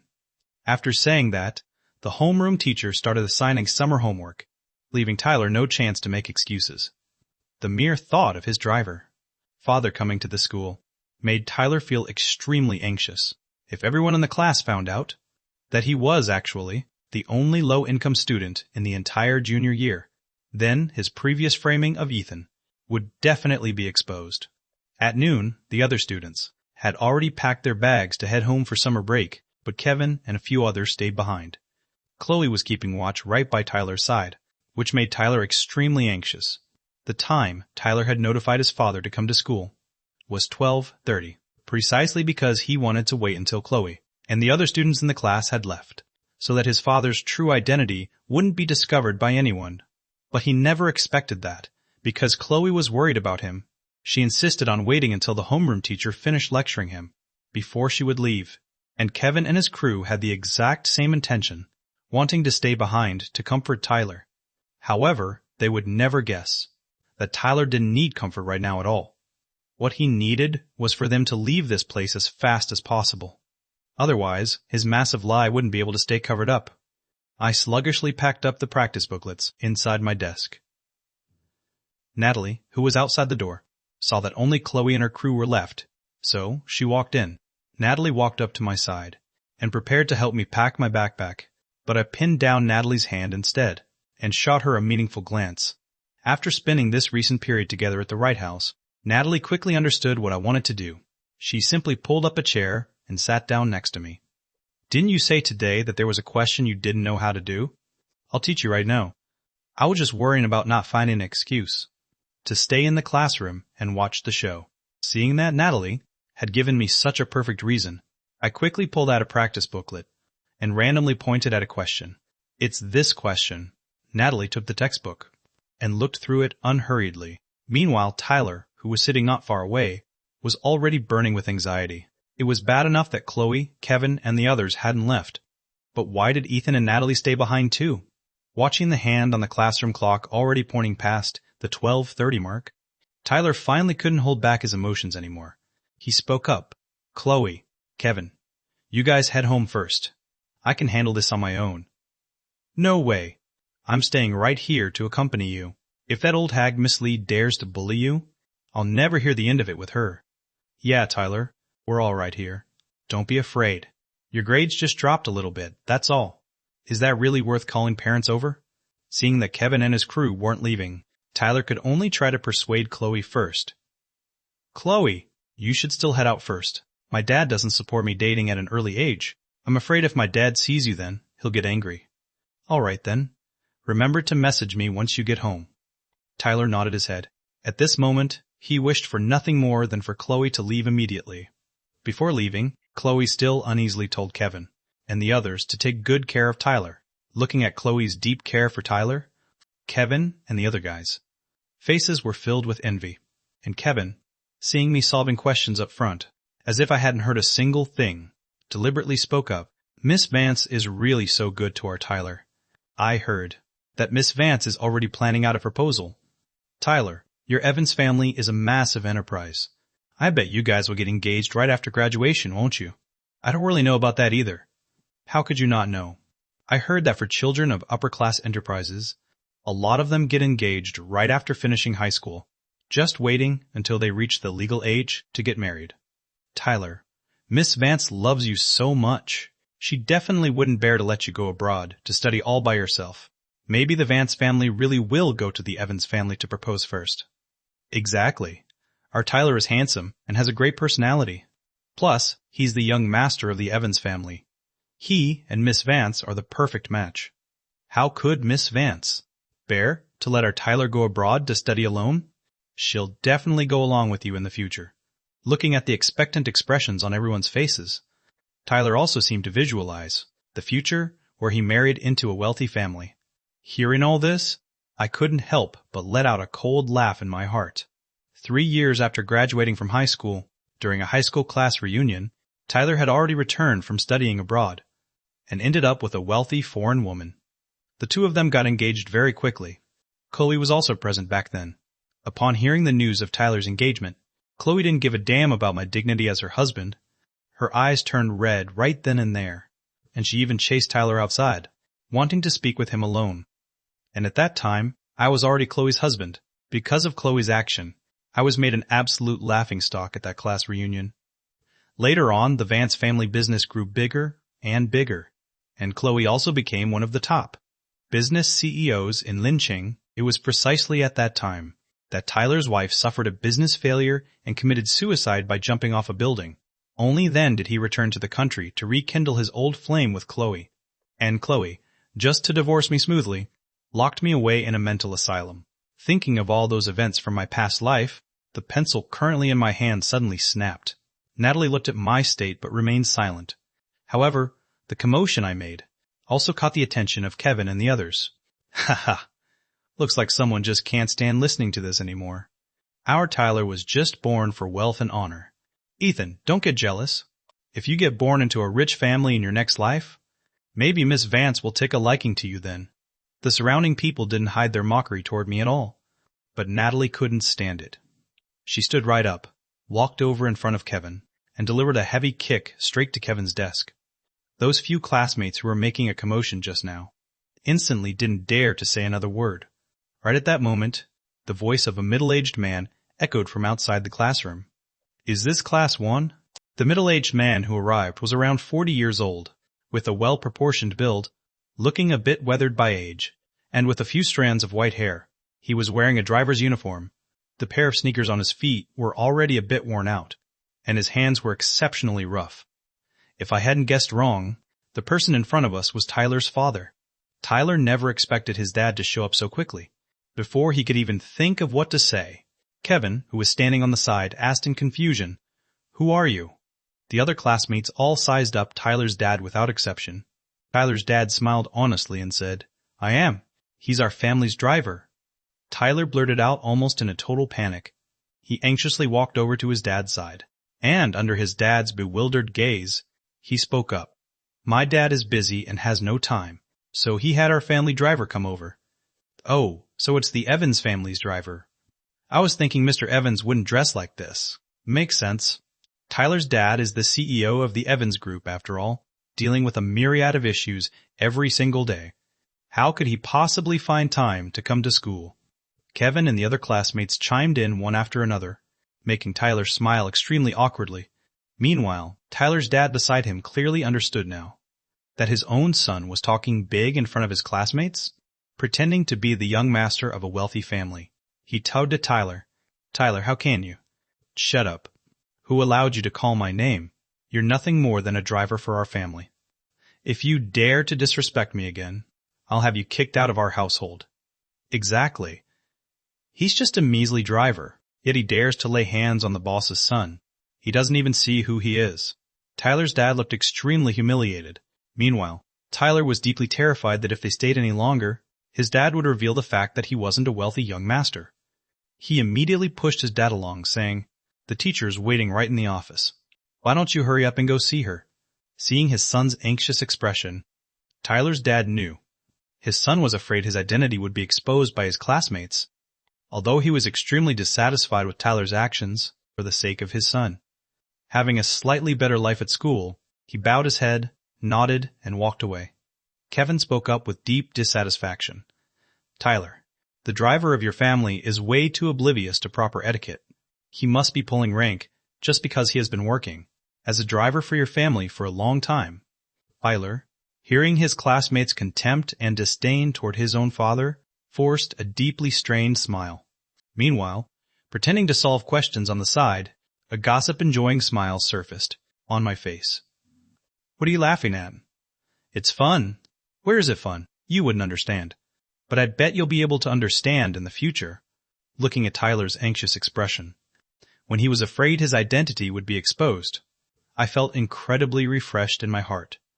I wondered how Tyler was going to clean up the mess in the future when his massive lie was eventually exposed. Half an hour passed. With a dark face, Tyler's dad walked out of the office. The moment Tyler saw his dad's expression, his face went completely pale. But since Kevin and the others were still right beside him, Tyler could only force himself to stay calm. As he walked up to his dad, "Everything is fully discussed, right?" If you're done talking, hurry up and get going. At this moment, he was desperate to get his dad away. However, Kevin, who was in the classroom, actually took the initiative to step forward at this time. Uncle Driver, our Tyler just didn't perform well on the exam this one time. That's all. In front of your boss, you should know exactly what to say, right? Tyler's dad didn't say anything. Thinking that Tyler's dad didn't appreciate the favor, Kevin instantly spoke up. Miss Vance ordered us to take good care of Tyler. If you dare to spread a word about this matter, let alone us, even Miss Vance won't let you off the hook. Kevin thought his threat was perfectly placed, but sitting in the classroom, I almost couldn't hold back, and burst out laughing. This was just perfect. Not only did his grades drop and his parent get called in, but now, even the matter of his secret dating could no longer be hidden. Tyler suffered in silence, unable to voice his bitterness. He hurriedly pushed his dad forward to get him moving. All right, I'm in a rush to go home. Hurry up and go bring the car around. At this moment, Tyler's dad was already holding back raging fury. He forcefully pushed Tyler away, raised his hand, and delivered a sharp slap across his face. This slap left half of Tyler's face burning with intense pain. Kevin instantly blew his top. Are you insane? Our Tyler is the young master, and you are nothing but a driver. Who gave you the nerve to lay a hand on Tyler? On the grounds that I am. Enough. In a state of pure panic, Tyler violently slapped his dad right back. This slap caught his dad completely off guard, causing him to stumble back several steps in a row. Tyler raised his chin proudly, his tone filled with pure threats. This is school. You actually dare to lay a hand on me right in front of so many classmates? I know my dad gave you the authority to discipline me, but you are nothing more than a driver for our family. Don't think you can actually teach me a lesson. Why haven't you hurried up and gone to bring the car around?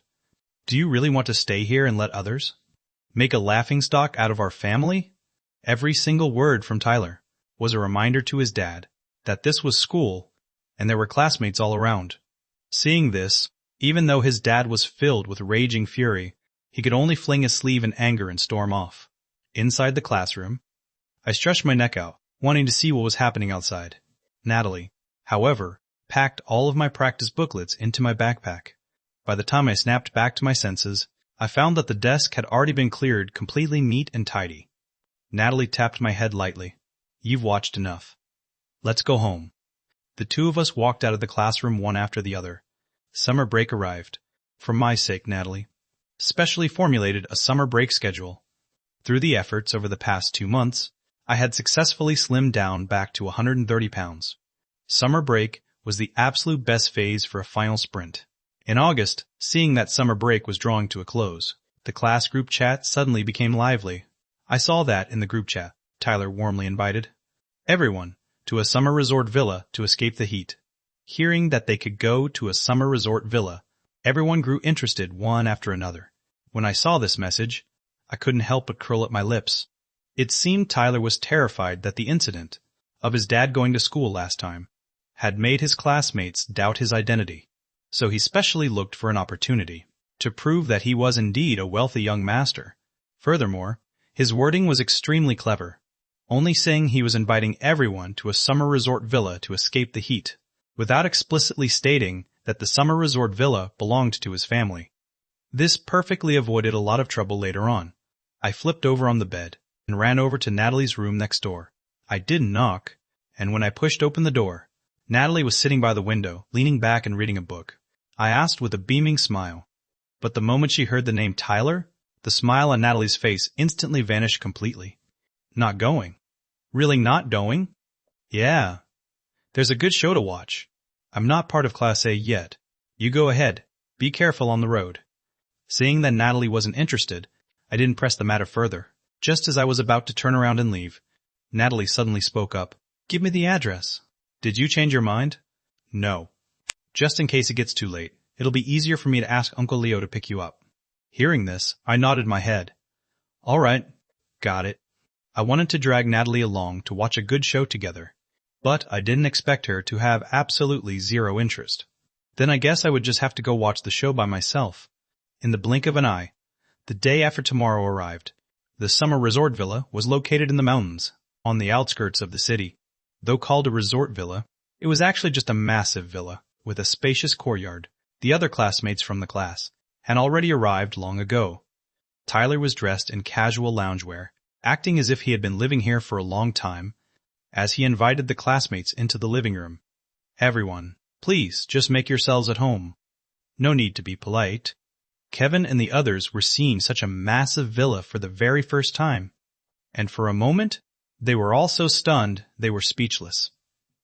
"Tyler, your house is absolutely massive." "Yeah, Tyler, do you guys usually not live here? This is way too luxurious." The crowd gasped in admiration repeatedly. Although a lot of families in Class A were wealthy, they lived in high-end apartments or small suburban villas at most. Compared to the Evans family, they were still far too lagging behind. Tyler smiled without uttering a word, saying nothing.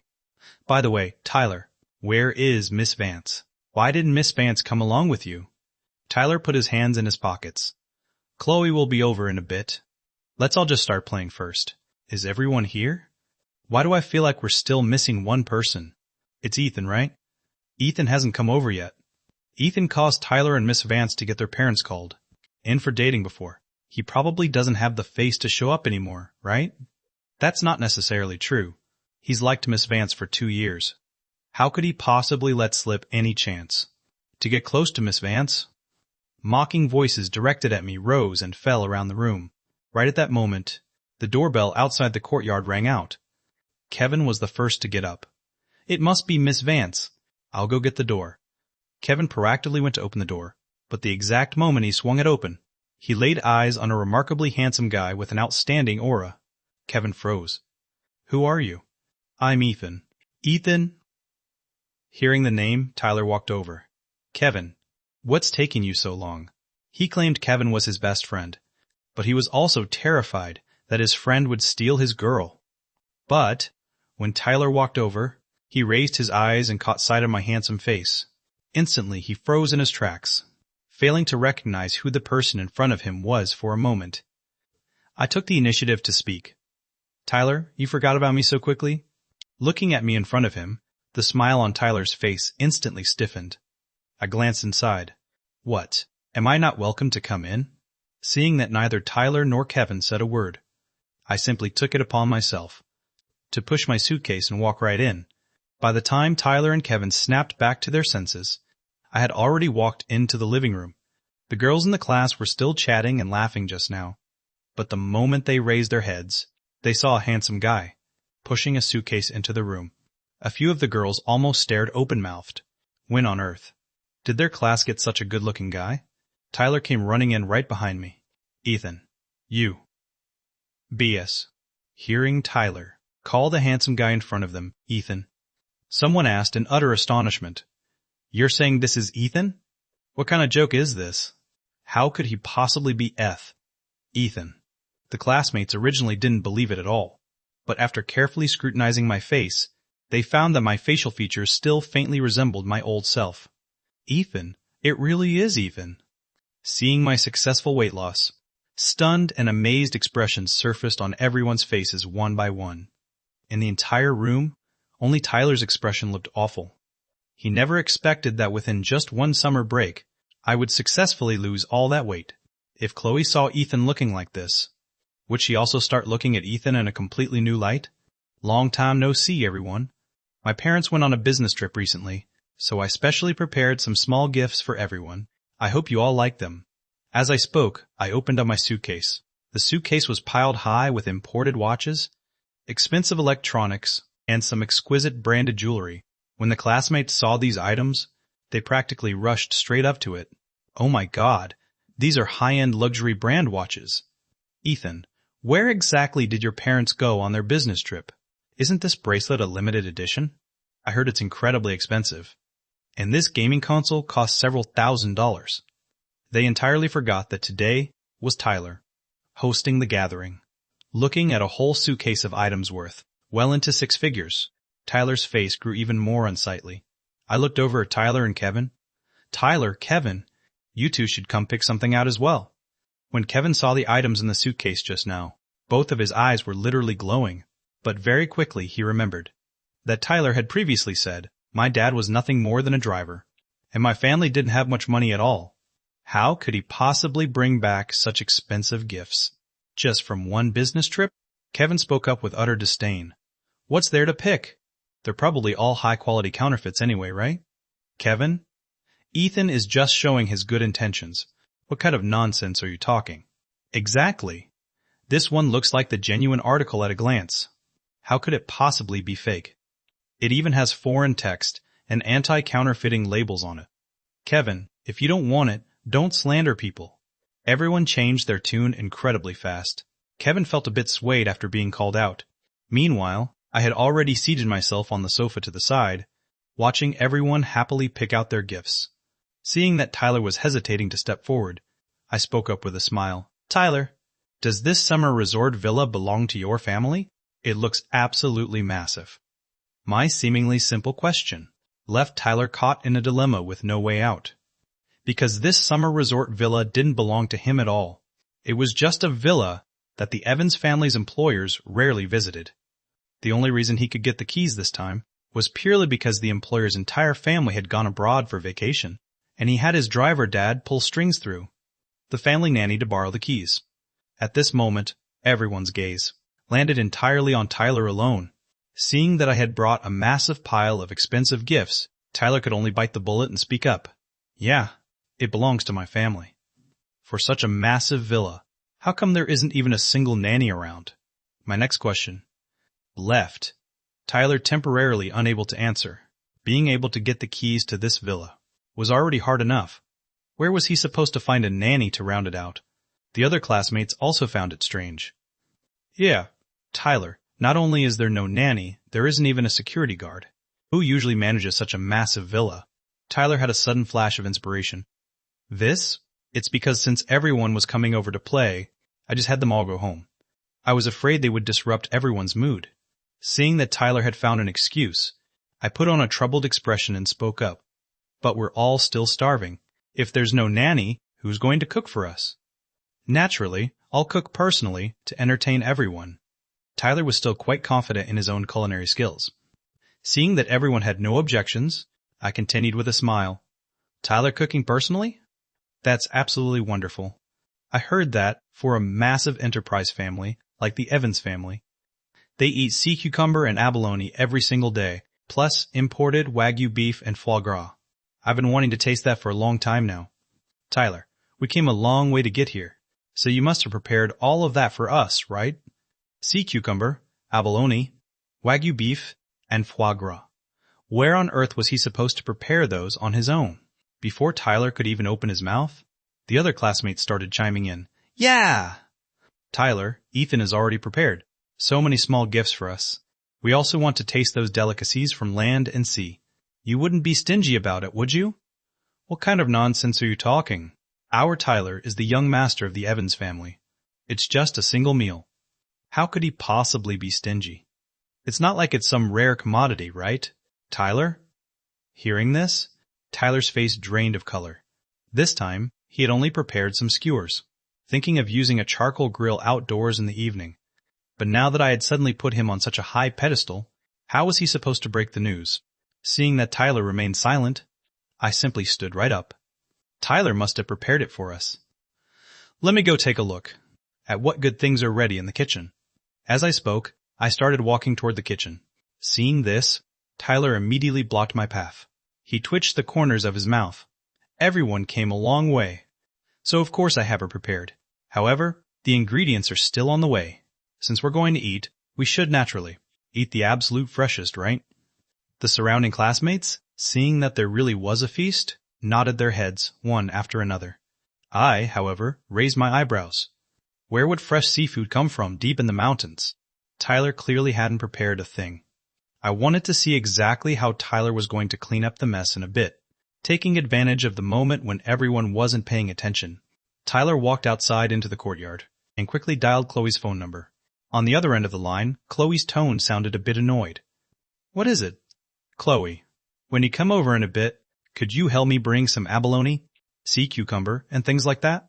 Abalone and sea cucumber? You didn't prepare the ingredients? Everyone suddenly said they wanted to eat abalone and sea cucumber, plus Wagyu beef and foie gras. I have no idea where to find them right now. Hearing this, Chloe went silent for a moment. I'll go find a way. A flash of pure delight shot through Tyler's eyes. Thank you, Chloe. If it weren't for you, I really wouldn't know what to do. Tyler was entirely focused on quickly dispelling everyone's doubts, completely failing to notice the abnormality in Chloe's emotional state. Not far away, I leaned against the doorframe, watching Tyler sneakily, calling Chloe out in the courtyard, and couldn't help but raise my eyebrows with a smile. I originally thought Tyler had come up with some brilliant idea, but turns out he was just begging Chloe for help, to save face for him. If it were in the past, Chloe could have solved these problems for Tyler with a simple wave of her hand, but things were different now. With the Wright family withdrawing their investments, the Vance family was in a precarious situation. The Vance family no longer had that much money to support Chloe and pamper Tyler. Right at this time, my phone rang. Seeing the caller ID, I slightly hooked up the corners of my lips. I didn't expect that even God was helping me. I tapped to answer the phone. Ethan, are you free today? Auntie Vance, is there something you need me for? Auntie really misses you. Today, Auntie wants to treat you to a meal. Do you think you could come over to our house for a bit? Listening to Mrs. Vance's tone, I immediately knew what her little scheme was. I glanced at Tyler, who was still out in the courtyard waiting for Chloe. Is Chloe around too? Of course she's here. Chloe misses you a lot too. She felt terrible about offending you before, so today Auntie is having her apologize to you properly. Oh, I see. Sure, then I'll see you in a bit. In a bit? I have some other business tonight. So let's schedule the meal for noon instead. I'll be there shortly. But, is it a bit difficult for you, Auntie? If so, then let's just forget about it. No, it's not difficult at all. Not difficult in the slightest. Auntie will start cooking right now, and wait for you to come over. All right. I hung up the phone, unable to help but sneer in my heart. Mrs. Vance had always loved money as much as her own life, and was a master at playing petty tricks. Her calling me over in such a desperate rush this time meant something huge must have happened to the Vance family. I wasn't in any hurry either. Turning around to walk back into the living room, seeing that it was already close to 12 o'clock, everyone's stomachs were growling. Tyler was still staring outside expectantly, waiting for Chloe to deliver the ingredients to him. Finally, someone couldn't hold back and spoke up. Tyler, I'm literally starving to death. When exactly can we eat? Yeah, it's almost 12 o'clock. Can we actually still get our big feast? People around were already starting to complain. Tyler hurriedly pacified them. Soon. Definitely soon. I'll go make another call to check. Tyler pulled out his phone and immediately dialed Chloe's number, but the line was constantly busy on the other end, and absolutely nobody answered. Seeing this, Tyler's expression turned a few shades uglier. Seeing that the timing was just about right, I stood up and smiled. Looks like it probably isn't coming. I still have some things to handle at home, so I'll head out first. You guys have fun. My words instantly made the other classmates feel restless. They had already been waiting here for several hours, yet hadn't even gotten a single sip of hot tea. Tyler wanted to stop me, but I had already picked up my suitcase, waved goodbye to the other classmates, and left. Right at this moment, a luxury car pulled up outside the gate. Everyone thought lunch had finally arrived, but they never expected that the person opening the car door would be Natalie. Natalie walked up to me while holding a umbrella. Under the bright sunlight, Natalie and I looked like the most perfect couple. The classmates in the class all craned their necks to watch. Why would Natalie personally come to pick up Ethan? Could the two of them be dating? Who knows? But looking at Ethan's family condition, he doesn't look like a low-income student at all. How could he possibly be a low-income student? Ethan casually gave away watches. That easily cost 5 figures, all right? The discussions of the surrounding classmates rose and fell. This time, even Kevin was starting to doubt his stance, feeling like Ethan didn't seem like a driver's son at all. Tyler, you couldn't have gotten the facts wrong, could you? Yeah, looking closely, this Ethan is actually pretty handsome now that he's slimmed down. What do you mean pretty handsome? He's incredibly handsome, all right? The chattering voices of several classmates made Tyler feel extremely uncomfortable. He lowered his head to glance at his phone, unable to comprehend why Chloe wasn't picking up his calls. Yet he had absolutely no idea that at this very moment inside the Vance house, Chloe was sitting in the living room, staring at the phone on the table. Mrs. Vance had already reheated the dishes a countless number of times. She spoke with a cold face. When Ethan comes over in a bit, you better fix that attitude of yours. Mom, I don't like Ethan. I have a boyfriend. What boyfriend? Let me tell you, Chloe Vance, only Ethan is worthy of being the son-in-law of our Vance family. Mrs. Vance snatched the phone right off the table from Chloe, then glanced at the lobsters, abalones, and sea cucumbers she had secretly tried to filch from the household, and spoke coldly. You better break up with that little boyfriend of yours as fast as possible. Stealing things from the household with you at such a young age? What kind of decent person could he be? Hearing this, Chloe's face turned sullen. Mom? Tyler is a good boy. I won't allow you to speak about him like that. What good boy? He's just targeting our family's wealth, wanting to climb the social ladder. I've seen plenty of men like him. Only a fool like you would fall for that kind of person. Our family is already at a complete dead end now. With the Wright family pulling out their capital, your dad's businesses won't be able to hold out much longer. If you still want to be the eldest young lady of the Vance family, then go, please. Ethan properly. Marrying him early is the only right path. Just as Mrs. Vance was lecturing Chloe, a knock sounded from outside the door. Mrs. Vance hurriedly adjusted her posture, put on a beaming smile, and walked to the front door. But who could have guessed that upon opening the door, the person she saw wasn't me, but rather my father's personal secretary. Are you Mrs. Vance? I'm terribly sorry. Our eldest young master has a sudden matter to handle and can't make it, so he specially sent me over to give you word. What do you mean he can't make it? Hearing that I wasn't coming, Chloe's fury was instantly ignited. We've been waiting at home for several hours, and the dishes have been reheated 3 times. It's way past the agreed time, yet Ethan only sent over a secretary. To say he can't make it? This is clearly a deliberate attempt to play us for fools. Chloe stood up and stormed straight out of the Vance house. Chloe Vance, where do you think you're going? Get back here right now. Chloe didn't pay any attention to Mrs. Vance, getting straight into her car instead. She slammed the gas pedal all the way down and drove straight toward the Wright house. At this exact moment, Natalie and I were having lunch at home, when Chloe's shouting echoed from outside the door. Ethan, open the door for me. Since my parents had both gone to work, only Natalie and I were at home. I walked over to the window and glanced at Chloe, who was outside the Wright family villa, screaming in a furious rage. I couldn't help but raise my eyebrows with a smile. I remembered vividly that in my past life, when the Vance family held power, the Wright family was the very first target they squeezed out, causing the Wright family's business to plummet drastically.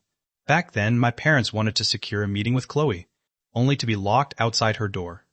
Now, she was finally experiencing a taste of the exact same disregard and humiliation my parents suffered in my past life. Ethan, I know you're inside. Open the door for me right now. Chloe was shaking with rage.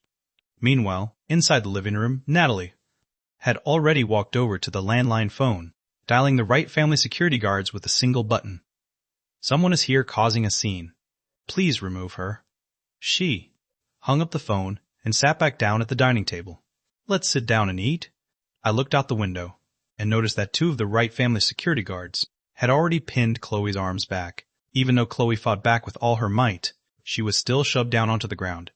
The guard spoke with deep impatience. Move along, move along. Hurry up and leave. Don't look for trouble here. I'm looking for Ethan. Tell Ethan to come out and face me. Still not leaving? If you don't leave, we're calling the police. When had Chloe Vance ever suffered this kind of mistreatment? With a hideous expression, she snapped, I am the eldest young lady of the Vance family. Who gave you the nerve to treat our Vance family like this? The Vance family isn't even fit to carry our Wright family's shoes. Besides, your family is about to go bankrupt, don't you know that? Eldest young lady, I bet in a few more days, you'll be left out in the cold with nothing to eat. The matters regarding the Vance family had already spread through the social circles long ago. These security guards working in the Villa district knew about it almost entirely. Chloe's expression turned chillingly cold. What total nonsense are you talking? Looks like Miss Vance really doesn't know yet. The Vance family racked up a lot of debt externally before, and, for a lot of cooperative projects, if our President Wright hadn't kept supporting them, they probably would have gone bankrupt a long time ago. Your Vance family acted ungratefully first, Yet you actually have the nerve to look for our eldest young master? Us throwing you out is already giving you face. The security guard's words felt like pinning Chloe's pride to the ground and grinding it down. She thought of what Mrs. Vance told her today about the Vance family being at a complete dead end. She originally thought that it was just Mrs. Vance wanting her to marry me, so she deliberately exaggerated the family situation, but she never expected that it was all true. I advise you to save your breath. Instead of coming to find our eldest young master, you'd better figure out how to keep your position as the eldest young lady of the Vance family. After saying that, the two security guards slammed the iron gate. Outside, the Wright family courtyard shut with a heavy thud. Chloe clenched her fists. Good for you, Ethan Wright. Good for you, Wright family. To actually take things to such an absolute extreme.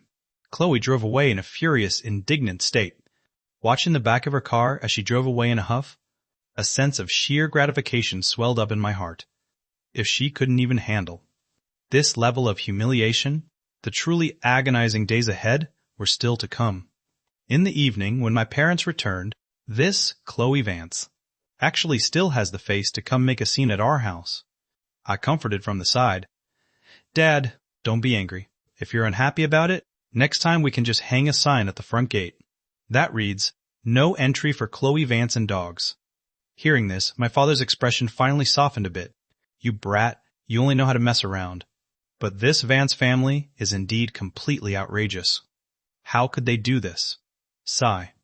It was a waste that he used to be so good to Chloe Vance before, yet Chloe Vance turned out to be such an ungrateful, wide-eyed wolf. Seeing that the emotions were just about fully primed, I spoke up to ask, Mom, Dad, I remember that, previously, Uncle Vance had invested in our Wright family shares, and our Wright family also holds shares in the Vance family, right? Yes, that's indeed the case. I heard my classmates say that the Vance family has been struggling heavily lately. I'm thinking since the relationship between our two families is broken anyway, why don't we contact a lawyer to buy back the Wright family shares held by the Vance family? Consider it a way of giving them financial relief. But, correspondingly, the shares our Wright family holds in the Vance family enterprise. You should have them return those to us. I knew perfectly well that my dad was soft-hearted, even though he could harden his heart right now to not relieve the Vance enterprise. It was inevitable that he might feel swayed later on. Plus, with the Wright family shares the Vance family owned, the Vance family could receive an 8-figure sum in dividends every single month. This would undoubtedly give the Vance family a chance to breathe. What I wanted was for their Vance family to have absolutely no possibility of making a comeback. I wanted their Vance family to also taste the flavor of being completely penniless and destitute. Sure enough, my father carefully considered it for a moment. You're right. Since the two families have nothing to do with each other anymore, corporate matters must be fully liquidated. Seeing my father agree, a weight in my heart was finally lifted. When something happened to the Vance family in the future, I couldn't just let my dad's investments in the Vance family take a total loss. Being able to withdraw the share capital now could be considered timely damage control, and it would allow us to sever ties with the Vance enterprise cleanly. Furthermore, I remembered that in my past life, the Vance family's crisis was far more complex than just bankruptcy. It involved massive amounts of debt. It was only because I had already married Chloe Vance at that time, and the Wright and Vance families held mutual shares, that the Wright family had to bleed heavily to help the Vance family weather the storm. In this lifetime, Chloe Vance could only rely on herself. At the dinner table, Natalie remained completely silent. I noticed that her mood was a bit heavy. On regular days, she rarely showed an expression like this. Natalie, are you unhappy? You care a lot about the Vance family. Care about the Vance family? In a certain sense, I actually do care quite a bit. However, what I care about is when the Vance family goes bankrupt, and when Chloe Vance suffers a total defeat. It was just that I couldn't voice my inner thoughts out loud. I looked at her in confusion. Why do you suddenly say that? Are you caring about the Vance family? Or are you caring about Chloe Vance? Looking at Natalie's serious expression, I suddenly burst out laughing. I don't care about the Vance family, and I don't care about Chloe Vance either. What I care about is that our Wright family doesn't get dragged down and won't get scammed out of money. Rest assured, I know the Vance family treated you poorly in the past, so it's even more impossible for me to pity them. Natalie, I am always standing on your side. Hearing my words, Natalie froze. It took quite a while before she snapped back to her senses. You're always standing on my side? Yeah. Then what about Chloe Vance? What does she have to do with me? You used to like her a lot. Like you said, that was before. People always have to look forward. I did like her before, but I don't like her anymore. Then who do you like now? I like my family, and I like myself. Just as Natalie lowered her eyes, I walked over in front of her and grabbed that hand of hers. Of course, you are also my family. With that single sentence, Natalie suddenly felt her heart skip a beat. Family. But she didn't want to be just his family. At the same time, inside the summer resort villa, Tyler was cleaning up the mess all by himself. Not only had all the classmates left in the afternoon, but because Chloe stood him up, it left him with absolutely no face in front of everyone. Even Kevin made an excuse to leave in the evening. The more Tyler thought about it, the more miserable he felt. He pulled out his phone, refusing to give up, and kept calling Chloe. Differing from before, this time Chloe actually answered the phone. Tyler didn't catch the exhaustion in Chloe's tone, but instead spoke up angrily. Chloe Vance, you didn't answer my calls the entire day. What on earth did you go do? Do you have any idea that you made me lose all my face in front of our classmates? If you don't give me an explanation today, we're breaking up. Ever since Tyler and Chloe started dating, Tyler had always kept breaking up on the tip of his tongue. This trick worked incredibly well on Chloe. Every time Tyler pretended to be angry and wanted to break up, Chloe would always patiently comfort him. But this time, Chloe, on the other end of the line, delayed speaking for a long time. Tyler's heart skipped a beat, and after realizing the situation wasn't right, he immediately reined in his emotions. Chloe, I'm sorry. I was just too angry. I didn't really mean to break up with you. Are you all right? The other side remained silent for a good while, before Chloe's exhausted voice finally came through. Tyler, let's just take a few days to cool off. On the other end of the line, Chloe hung up the phone. This caused Tyler's expression to instantly turn incredibly hideous. It had only been a single day. What on earth happened? The next day, the news of Chloe and Tyler having a fight was already known to the entire class, because Chloe, who always showed off her love in a high-profile manner, had actually changed her matching couple profile picture with Tyler last night. Not only that, everyone connected it to the incident of Chloe standing Tyler up yesterday, and that was spread out as well. Tyler, who used to be very active in the class group chat, didn't say a single word for the entire day. I wasn't surprised by this kind of outcome at all. And right now, for me, studying was far more important than enjoying the drama. In the evening, my father returned home with a face full of sorrow, and my mother looked deeply worried. Did things not go smoothly at the company today? Why do you have such a long face? Today, the Vance family came to the door again, wanting to see me, but I turned them away. Regarding buying back and returning the shares that Ethan mentioned last night, I still don't know how to bring it up with them. After all, it has been over 10 years of friendship. In my past life, Mrs. Vance understood this soft-hearted trait of my dad perfectly, which was why she turned to the Wright family for help time and time again. In the end, if our Wright family didn't help, we would instead end up with a reputation of being cold-hearted, ungrateful, and worse than a beast. At this moment, I took the initiative to speak. Dad, how about letting me and the lawyer go discuss this matter? What does a kid like you know about returning and buying back shares? Dad, I'm already 17 years old, so I'm not that small anymore. Even though I don't understand returning and buying back shares, the lawyer does. My going over there is just to persuade Auntie Vance, so she can return our shares to us. I promise I absolutely won't mess around. Looking at my serious expression, my father let out a long breath. All right, then you just go give it a try. Remember, it's fine even if we take a little loss.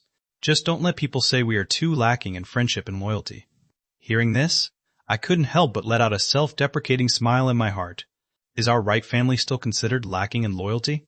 The support given to the Vance family over these years has already been more than enough.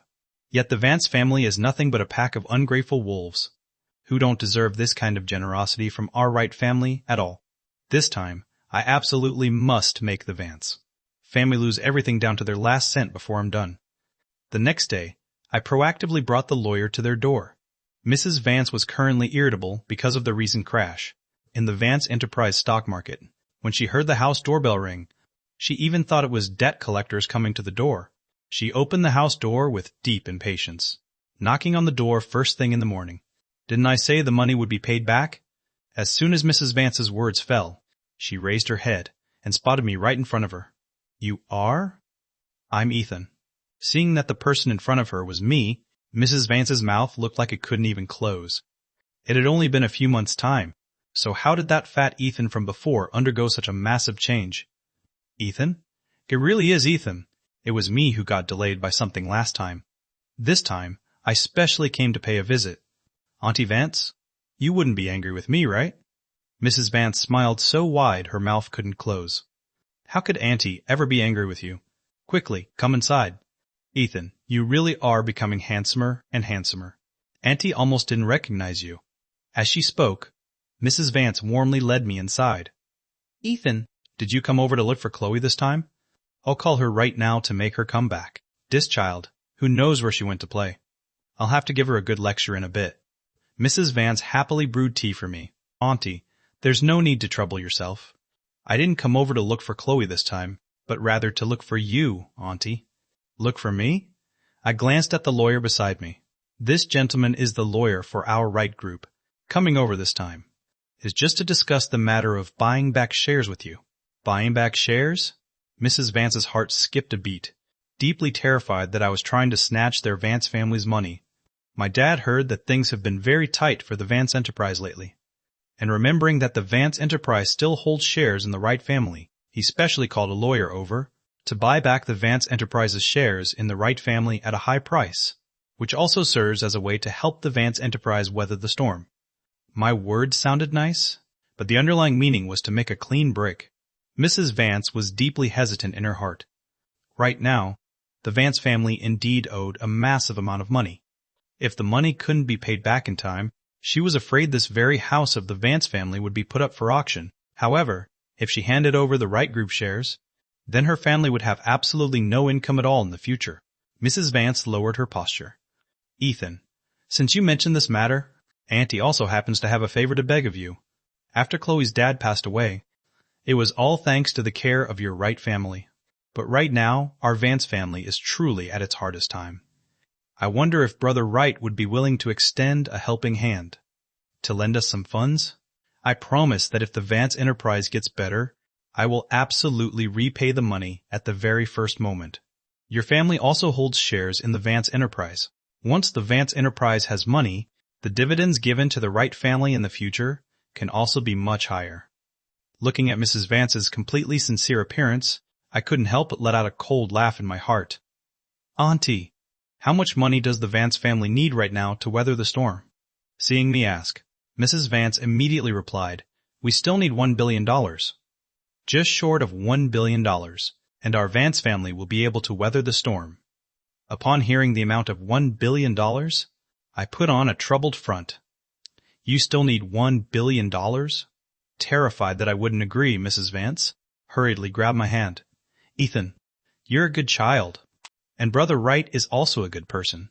We, a widow and an orphan daughter, really have no other choice. If we don't have this $1 billion, I'm afraid we will all be sleeping on the streets in the future. Mrs. Vance knew I was just as soft-hearted as my dad, so at this moment she was describing her recent hardships with tears and visible distress. I know it was Chloe who was ungrateful and foolish before, and I have already disciplined her. Rest assured, in Auntie's heart, I only recognize you, Ethan, as my sole son-in-law. When you marry Chloe in the future, you will be my son. And our Vance and Wright families will still be one family. Listening to these nauseating statements from Mrs. Vance, I really couldn't hold back and pulled my hand back. Auntie, what are you saying? About us being one family before? However, $1 billion is indeed a massive sum. Even if our Wright family has some money, we can't just lend out $1 billion all at once. Mrs. Vance panicked a bit. Then what should we do? If we don't get that $1 billion in a few more days, those debt collectors will come to our door to auction off our house. I comforted the Mrs. Vance in front of me. Auntie, don't be anxious. Even though we can't produce this $1 billion, you can actually produce it yourself. Me? Where on earth would I get $1 billion? Auntie, what you hold in your hand is 5% of our right group shares. Although it's not a lot, the market value is easily around 7 to 800 million. Right now the Vance family is short on cash. While this 5% of shares can give some dividends every month, distant water can't quench an immediate thirst. Out of respect for the past relationship between our two families, I will make a decision on my own to use $1 billion to buy back the 5% of right group shares held by the Vance enterprise. When that time comes, I'll have my dad figure out a way to sell this 5% of shares off. Even though our family is taking a loss of a few $100 million, it can still be considered helping the Vance family out. Following my explanation of the matter, Mrs. Vance was suddenly a bit swayed. This was getting an extra 2 to 300 million for absolutely no rhyme or reason. This kind of good deal probably couldn't be found anywhere else out there. But would Brother Wright be able to agree to this? My dad is the most soft-hearted. Auntie, leave the talking to me, and it will definitely succeed. Seeing that Mrs. Vance was still hesitant and indecisive, unwilling to let go of the fat piece of meat that was the right group shares, I continued speaking. Auntie, I'm also doing this for your own good. I heard those debt collectors have a lot of ruthless methods. If the money isn't paid back, they'll even chop off hands and feet. Hearing about chopping off hands and feet, Mrs. Vance's face turned completely pale. Then I'll relinquish the shares right now. It's just, roughly when can this money hit our account? Auntie, don't be anxious. I still have one more thing that you absolutely must agree to. What thing is that? Auntie, my dad brought me here with a mission to fulfill. Since I helped you out with such a massive favor, please also buy back the 5% of Vance Enterprise shares held in our right group's hands. But it's your family that wants to withdraw from the shares, and right now, we really can't produce that much money at all. Auntie, I've already calculated it. Right now, the Vance Enterprises stock market has plummeted heavily. The value of the shares has also plummeted by more than half. At a time like this, it's naturally most profitable for you to take back our 5% of Vance Enterprise shares. You can easily sell them off again in the future once the Vance Enterprise market recovers. Auntie, think about it carefully. Previously, the 5% of Vance Enterprise shares held in our hands were worth nearly $1 billion. Now that the Vance Enterprise stock market has crashed, this 5% of Vance Enterprise shares is worth less than $200 million. Any way you slice it, our Wright family is the one taking a loss.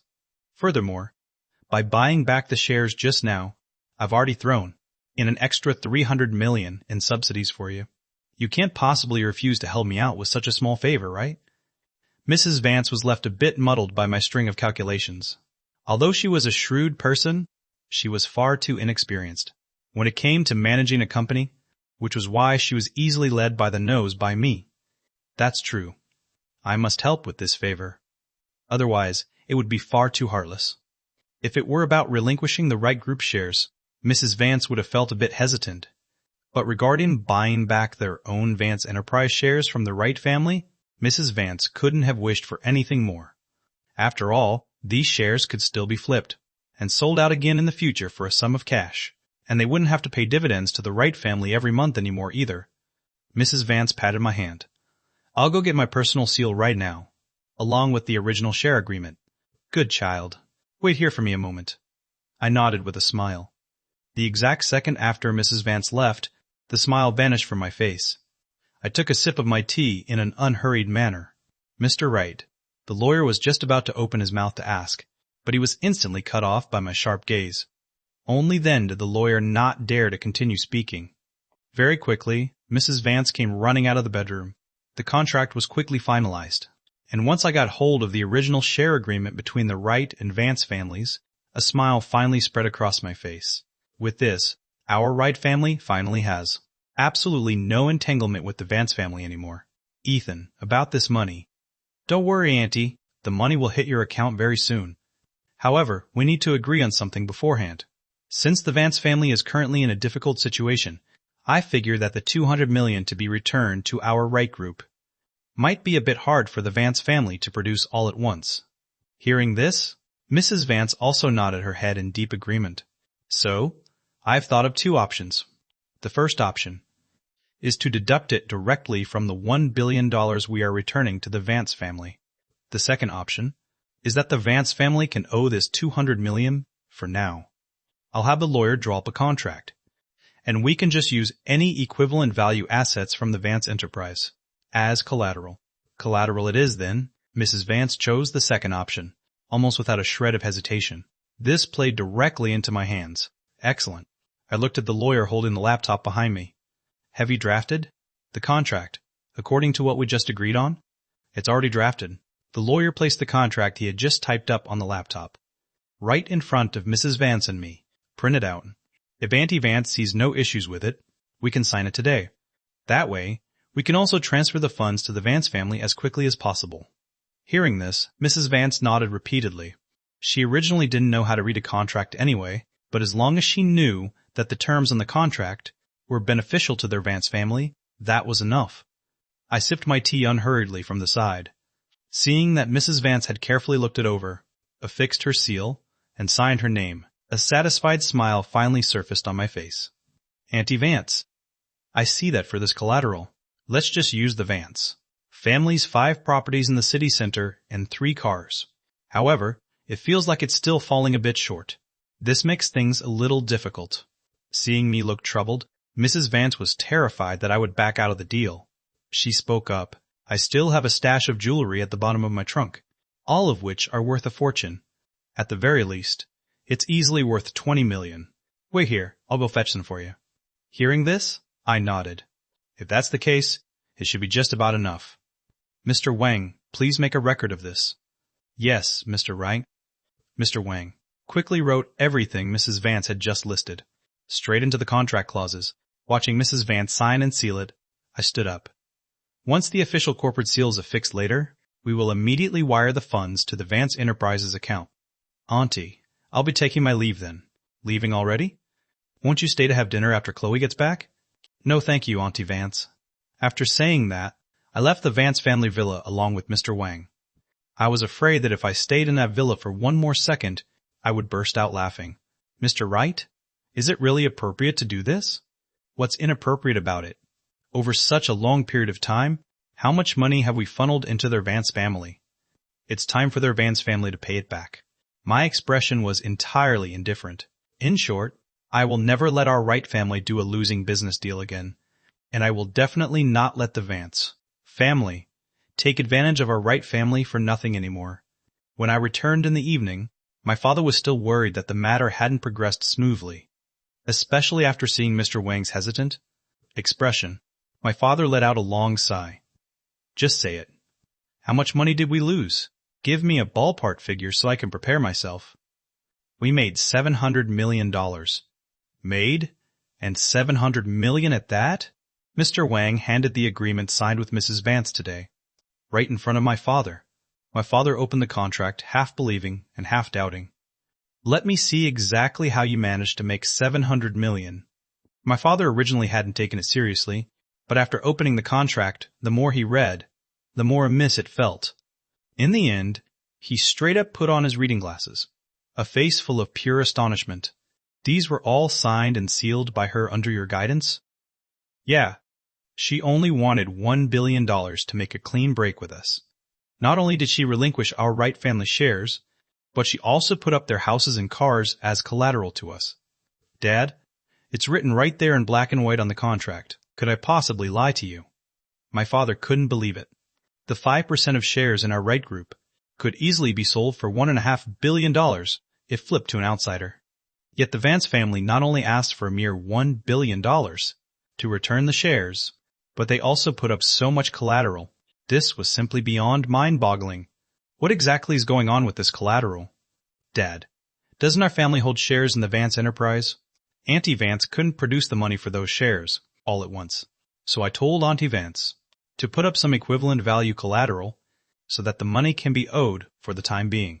If she has no way to produce the cash by the specified deadline, this collateral can be put up for auction by us at will to recoup our costs. Hearing my explanation, my father was slightly taken aback. Previously, when the Vance family owed our family money, they would just write a basic IOU at most. Furthermore, No repayment date was ever specified on those IOUs. Because of his many years of close friendship with the Vance family, he had never been too strict regarding those IOUs. Over the past short year or so, the Vance family had already owed us tens of millions. Yet as a widow and an orphan daughter, they made excuses every single time, claiming they lacked the ability to repay. My father never expected that this time, I would actually be able to convince Mrs. Vance to sign a collateral contract. Sitting nearby, my mother spoke up. But the Vance Enterprise stock market has plummeted heavily right now, so that 5% of shares isn't worth that much money anymore. How could she possibly sign over so much collateral? Mom. The Vance family was a prominent household before, after all, and Auntie Vance doesn't understand financial economics very well either, so she naturally had no idea about the actual state of the stock market. I just inflated the status of the Vance family with a few praiseful words, and Auntie Vance readily agreed. But won't this be a bit inappropriate? What's inappropriate about it? The Vance family has owed us a massive amount of money over this past year, and neither the mother nor the daughter had any intention of paying it back. Today, Auntie Vance even showed me her collection of jewelry. Those alone easily cost tens of millions. Evidently, it's not that they don't have the money to repay, but rather that they just don't want to repay. Besides, everyone knows by now that the Vance family is drowning in debt. Our willingness to shell out money to help them clear their debts means we have already done everything required by honor and duty. I looked at the parents in front of me and spoke with a serious tone. Mom, Dad, we must show friendship and loyalty when doing business. But if the other party doesn't appreciate it at all, then we don't need to be too soft-hearted. I will never forget how the Vance family treated their right family in my past life. In this lifetime, I am merely giving them a taste of their own medicine.